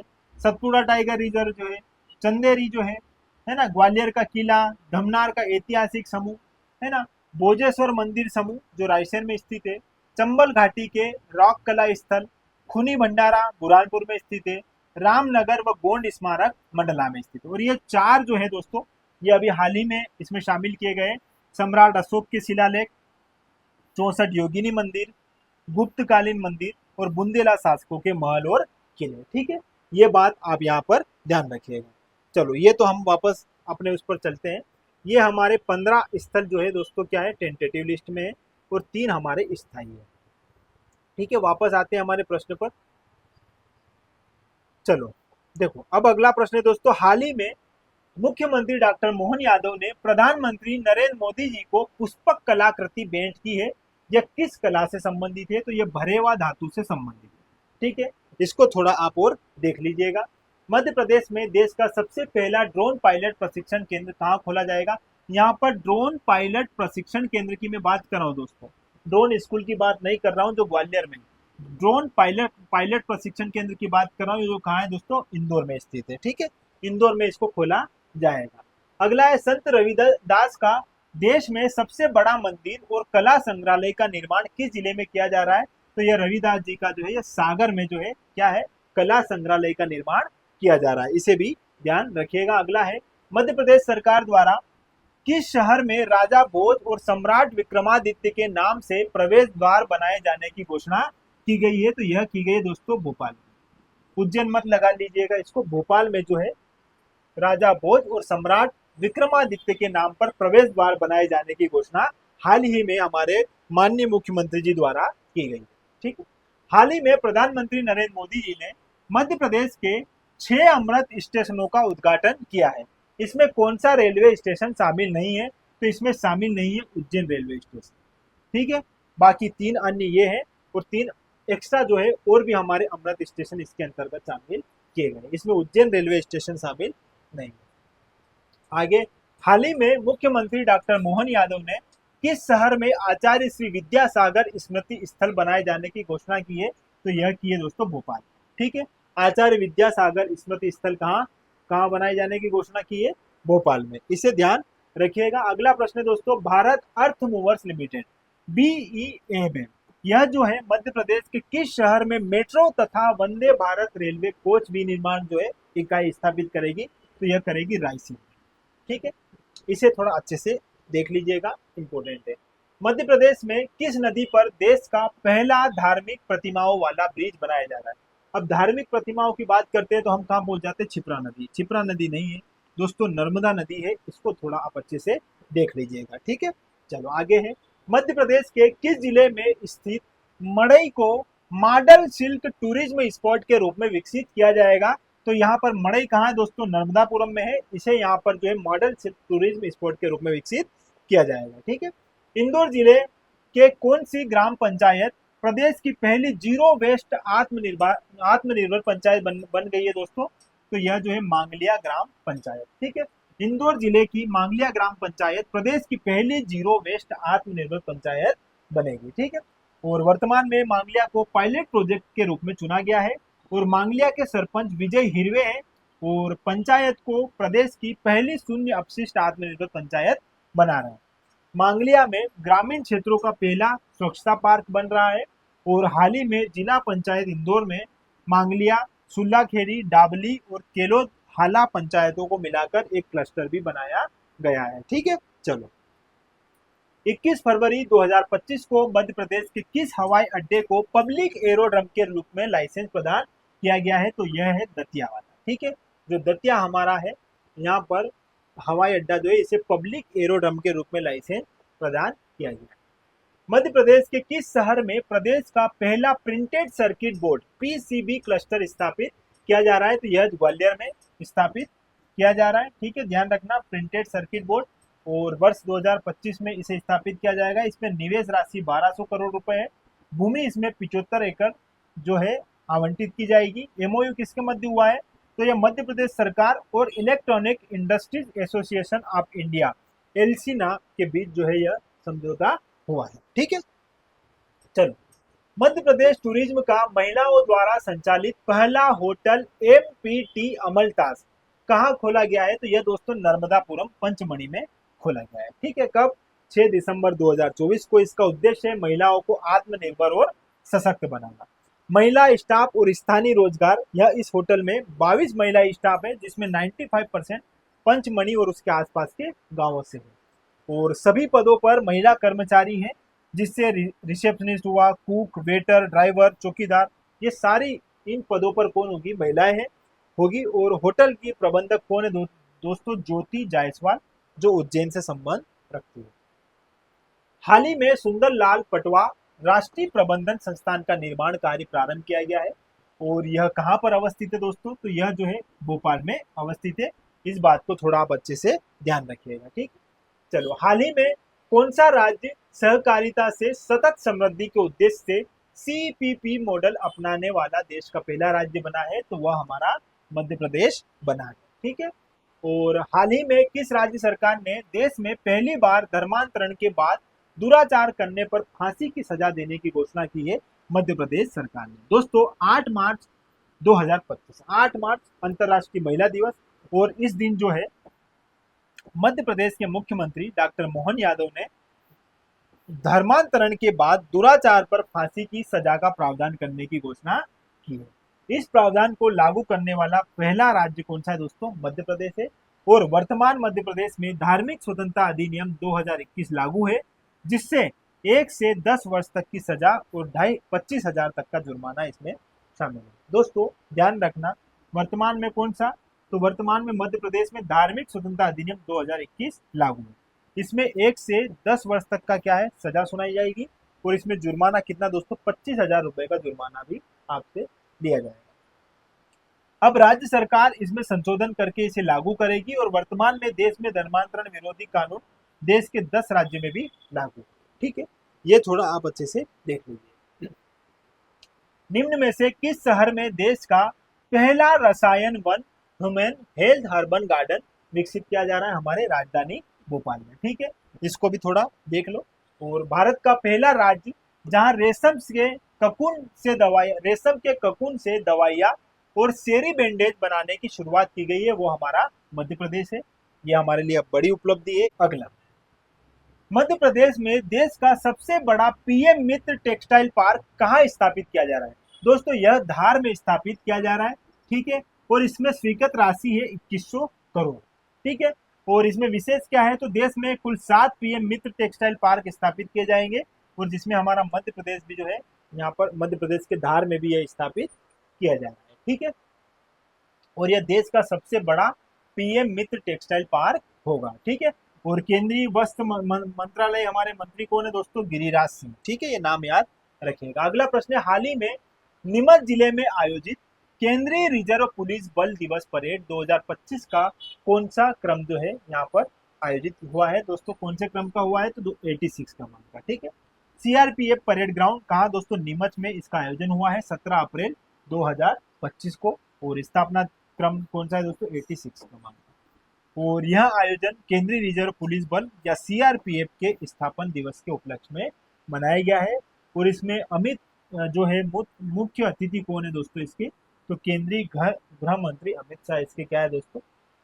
मुख्य अतिथि रहे हैं। और वर्तमान में सीआरपीएफ के महानिदेशक है ज्ञानेंद्र प्रताप सिंह। ठीक है, ये नाम थोड़ा सा आप ध्यान रखिएगा, इंपॉर्टेंट है। और वर्ष 2022 से 2024 तक लगातार संतरा के उत्पादन में मध्य प्रदेश राज्य का देश में कौन सा स्थान रहा है दोस्तों? पहला स्थान रहा है। संतरे के उत्पादन में हमारा मध्य प्रदेश क्या है? लगातार 2022 से 2024 तक जो है पहले स्थान पर रहा है। ठीक है, हाल ही में मध्य प्रदेश के किस शहर में स्वामी विवेकानंद की विश्व की सबसे ऊंची प्रतिमा का भूमि पूजन किया गया है दोस्तों? तो स्वामी विवेकानंद जी की जो विश्व की सबसे ऊंची प्रतिमा जो है, इसका अनावरण हुआ है हमारे इंदौर में। ठीक है, कब? 11 मई 2025 को। इसकी ऊंचाई है 52 फीट। और इसके मूर्तिकार है दोस्तों नरेश जी कुमावत। ठीक है, नाम याद रखना मूर्तिकार का भी। चलो, हाल ही में मध्य प्रदेश राज्य से किसे भारत की अमूर्त सांस्कृतिक विरासत की राष्ट्रीय सूची में शामिल किया गया है? अभी हमने थोड़ी देर पहले देखा था दोस्तों, भगोरिया जनजाति नृत्य, इसे भी, गोंड जनजाति चित्रकला को भी, माँ नर्मदा जी की परिक्रमा को भी, और उपयुक्त सभी को। 5 ऐसे जो है इन्हें सांस्कृतिक विरासत में शामिल किया गया है। 5 ये अमूर्त है ना। देखो, इंदौर की गेर रंग पंचमी पर आयोजित की जाती है। भोपाल का चार बेत, ठीक है, भगोरिया जनजाति नृत्य, गोंड जनजाति चित्रकला और मां नर्मदा की परिक्रमा। याद रखना दोस्तों, अमूर्त है, इन्हें अच्छे से देख लेना, ठीक है। और यहाँ पर 15 जो स्थल है मैंने थोड़ी देर पहले ही आपको बता दिए हैं, जो टेंटेटिव सूची में शामिल है, और 3 जो है वो स्थायी रूप से शामिल है, ठीक है। टोटल कितने दोस्तों? 18 है, ठीक है, 3 + 15। हाल ही में मध्य प्रदेश की कौन सी मंडी देश की पहली आदर्श मंडी बनी है? तो यह बनी दोस्तों चोइथराम मंडी, इंदौर। हाल ही में मध्य प्रदेश के इंदौर शहर में स्थित चोइथराम मंडी देश की पहली आदर्श मंडी बनी है। दोस्तों, वर्तमान में इसका नाम बदलकर देवी अहिल्याबाई होलकर फल व सब्जी मंडी रख दिया गया है। और इस मंडी में पॉलीथीन की थैलियां जो है क्या है दोस्तों, पूर्णतः प्रतिबंधित है। इस मंडी के क्षेत्र में ही एटीएम लगाया गया है, जिससे ग्राहक पैसे डालकर थैला प्राप्त कर सकते हैं। और वर्तमान में मंडी का कायाकल्प किया गया है और स्वच्छता का स्तर भी इसका बढ़ाया गया है, ठीक है। तो ये देश की पहली आदर्श मंडी बन गई हमारी चोइथराम मंडी। कहाँ स्थित है? इंदौर में स्थित है। हाल ही में मध्य प्रदेश टूरिज्म बोर्ड द्वारा जारी आंकड़ों के अनुसार वर्ष 2024 में पर्यटन के क्षेत्र में राज्य में कितने पर्यटकों का आगमन हुआ है? ठीक है, तो यह हुआ है दोस्तों 13.41 करोड़। इसे थोड़ा अच्छे से ध्यान रखिएगा, ठीक है। हाल ही में किस राज्य सरकार ने स्वदेशी वस्तुओं को बढ़ावा देने के उद्देश्य से उद्यमिता आयोग के गठन की घोषणा की है? ये हमारे मध्य प्रदेश ने की है इसकी घोषणा, ठीक है। चलो, मध्य प्रदेश और किस राज्य के निर्वाचन आयोग के मध्य एमओयू पर हस्ताक्षर हुए? तो मध्य प्रदेश और जम्मू कश्मीर, ठीक है। दोस्तों, राज्य निर्वाचन आयुक्तों की 31वीं नेशनल कॉन्फ्रेंस के तीसरे दिन मध्य प्रदेश राज्य निर्वाचन आयोग और जम्मू एवं कश्मीर राज्य निर्वाचन आयोग के बीच एक एमओयू पर हस्ताक्षर हुआ है, जिसमें मध्य प्रदेश राज्य निर्वाचन आयोग जम्मू कश्मीर में होने वाले नगरीय निकाय निर्वाचन की प्रक्रिया को सशक्त करने में मदद करेगा। वर्तमान में हमारे राज्य निर्वाचन आयुक्त है श्री मनोज श्रीवास्तव, और मध्य प्रदेश में राज्य निर्वाचन सचिव है दोस्तों अभिषेक सिंह, ठीक है। दोनों नाम याद रखिएगा, दोनों नाम इंपोर्टेंट है। चलो, किस जिले में मध्य प्रदेश का पहला आर्टिफिशियल जंगल सफारी जोन विकसित किया जा रहा है? यह किया जा रहा है दोस्तों उज्जैन में, ठीक है, ध्यान रखना, उज्जैन में इसे विकसित किया जाएगा। हाल ही में मध्य प्रदेश के किस शहर में मेट्रो रेल सेवा का शुभारंभ किया गया है? हमारे इंदौर में। इसको भी आप थोड़ा देख लीजिएगा। अब दोस्तों देख लेते हैं कुछ आर्थिक परिदृश्य जो हमारी एग्जाम से संबंधित है, ठीक है। चलो, सबसे पहले प्रश्न देखते हैं दोस्तों यहाँ पर, मध्य प्रदेश की अर्थव्यवस्था का 2047 तक कितने ट्रिलियन हो जाएगी? मत देखो दोस्तों, हमने विकसित भारत @2047 का विचार अपनाया है, जिसमें भारत को 30 ट्रिलियन अर्थव्यवस्था तक ले जाना है। ऐसे ही मध्य प्रदेश ने भी अपना अपना लक्ष्य निर्धारित किया है, और मध्य प्रदेश का लक्ष्य है दोस्तों 2.1 ट्रिलियन। 2047 तक जो है मध्य प्रदेश की अर्थव्यवस्था को कहां तक ले जाना? 2.1 ट्रिलियन तक, ठीक है। देखो, राज्य की अर्थव्यवस्था अपने सकल राज्य घरेलू उत्पाद या जीडीपी को वर्ष 2047 तक 2.1 ट्रिलियन अमेरिकन डॉलर तक, यानी रुपयों में देखा जाए तो 248.6 लाख करोड़ रुपए तक बढ़ा सकती है, जो मौजूदा 164.7 बिलियन अमेरिकन डॉलर, जिसे रुपयों में देखा जाए तो 13.6 लाख करोड़ रुपए है, इससे 8.6 की CAGR से बढ़ सकती है, ठीक है, ग्रोथ रेट के रूप में इसको बढ़ा सकती है। और मध्य प्रदेश वर्ष 2047-48 तक भारत की जीडीपी में अपना योगदान मौजूदा 4.6% से बढ़कर 6% करने को अच्छी स्थिति में आ सकता है, ठीक है, यदि अगर हम ऐसी संभावना देखें तो। ये हमारा मध्य प्रदेश का स्तर है। चलो, नीति आयोग द्वारा जारी राजकोषीय स्वास्थ्य सूचकांक 2025 के प्रतिवेदन में बजट राशि के व्यय की गुणवत्ता में किस राज्य का देश में प्रथम स्थान है? तो वो है हमारा मध्य प्रदेश, ठीक है। और इसे जारी कौन करता है दोस्तों? नीति आयोग, ठीक है। क्या, अगर इंग्लिश में इसको बात करो तो फिस्कल हेल्थ इंडेक्स, ठीक है, राजकोषीय स्वास्थ्य सूचकांक 2025। मध्य प्रदेश का देश में स्थान रहा है प्रथम, और स्कोर रहा है दोस्तों 59.7, ठीक है। ये बात आप यहाँ पर ध्यान रखना, ठीक है। 12 मार्च 2025 को वित्त मंत्री जगदीश जी देवड़ा द्वारा पेश किए गए बजट के अनुसार वर्ष 2025-26 के लिए कितने लाख करोड़ रुपए का बजट पेश किया गया? तो दोस्तों ये है बजट, कितना दोस्तों? 4.21 लाख करोड़ रुपए जो है यहाँ पर इसमें इस बजट में हमारे 2025-26 को ध्यान में रखकर पेश किए गए। पूरी राशि ये है आपके सामने, ठीक है। चलो आगे दोस्तों प्रमुख स्थल के बारे में देख लेते हैं, ठीक है। चलो, प्रमुख स्थल को यदि हम देखें, पहला बिंदु, तो हाल ही में 21वें वर्ल्ड रोज कन्वेंशन 2028 की मेजबानी के लिए किस भारतीय शहर के नाम की घोषणा की गई है? तो ये की गई दोस्तों हमारे भोपाल। ठीक है, इसे ध्यान रखिएगा। अगला है दोस्तों, राजस्थान के प्रसिद्ध सांवरिया सेठ मंदिर की तर्ज पर मध्य प्रदेश के किस जिले के रणजीत हनुमान लोक कॉरिडोर विकसित किया जाएगा? तो ये हमारा रणजीत हनुमान बाबा बजरंगबली की बात कर रहे हैं, तो ये हमारा इंदौर में। ठीक है, और इसे राजस्थान के जो सांवरिया सेठ मंदिर जो है उनकी तर्ज पर इसको विकसित किया जाएगा, इस कॉरिडोर को। ठीक है, ये बात ध्यान रखिएगा। आगे दोस्तों, मुख्यमंत्री ने किस जिले में स्थित सुखानंद तीर्थ स्थल को धार्मिक पर्यटन केंद्र के रूप में विकसित करने की घोषणा की है? तो यह की है दोस्तों नीमच। ठीक है, नीमच को सुखानंद तीर्थ स्थल को जो है धार्मिक पर्यटन केंद्र के रूप में विकसित करने की बात कही गई है। ठीक है, मध्य प्रदेश में 4 जिले, इन 4 जिलों को मखाना उत्पादन के लिए पायलट प्रोजेक्ट के तहत चुना गया है। इसमें से कौन सा जिला शामिल नहीं है? दोस्तों शिवनी है, ठीक है, और बालाघाट है, छिंदवाड़ा है, लेकिन जबलपुर नहीं है। जबलपुर की जगह यहाँ आ जाएगा होशंगाबाद। ठीक है, इन 4 जिलों को जो है यहाँ पर मखाना के लिए जो है शामिल किया गया है। ठीक है, मखाना उत्पादन के लिए इन 4 जिलों को पायलट प्रोजेक्ट के रूप में शामिल किया जाएगा। ठीक है, तो दोस्तों आज की हमारी इस क्लास में हमने सारे आयाम कवर किए जो हमारी एग्जाम में पूछे जाते हैं। यकीन मानो दोस्तों, ज्यादा परेशान नहीं होना है। देखो अभी मैं सारी चर्चा आपसे करता हूँ, ठीक है, फिर हम इस पर अच्छे से बात करके हमारी बात को समाप्त करेंगे। बहुत लंबी क्लास नहीं करी मैंने, इसी उद्देश्य से मैंने जल्दी जल्दी सारी बातें आपको यहाँ पर बताई। देखो दोस्तों, एमपीपीएससी प्रीलिम्स की यदि करंट अफेयर्स को ध्यान में रखकर बात करें तो ये सारे आयाम जो मैंने यहाँ पर आपके लिए रेडी किए हैं, इनसे क्वेश्चन सामान्यतः पूछे गए पिछले 4-5 वर्ष।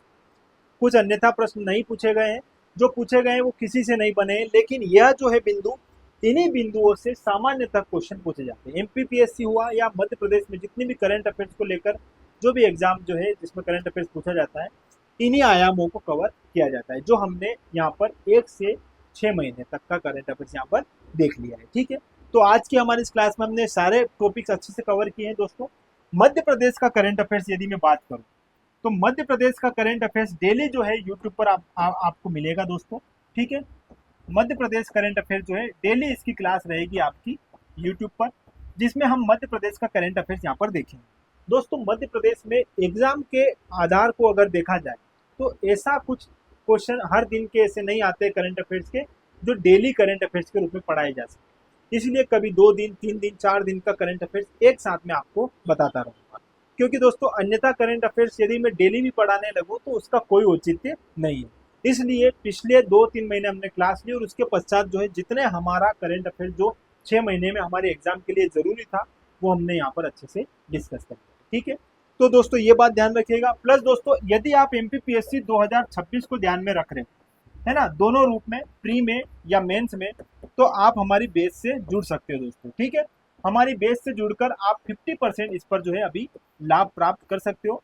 मात्र 10,000 रुपए में आपको पूरी जो है प्री प्लस मेंस जो है पढ़ाई जाएगी, बेहतर नोट्स के साथ में, बेहतर टेस्ट सीरीज के साथ में, जो आपको अच्छी और बेहतर टीम जो है आपको अच्छे से उसमें समझाएगी किस प्रकार से जो है आपको तैयारी करनी है। ठीक है, तो आज की इस क्लास में अपन इतना ही रखते हैं दोस्तों, मिलते हैं अगली क्लास में, और इसी प्रकार हमसे जुड़े रहिएगा, और जुड़े रहने के लिए आपका बहुत बहुत धन्यवाद। Thank you.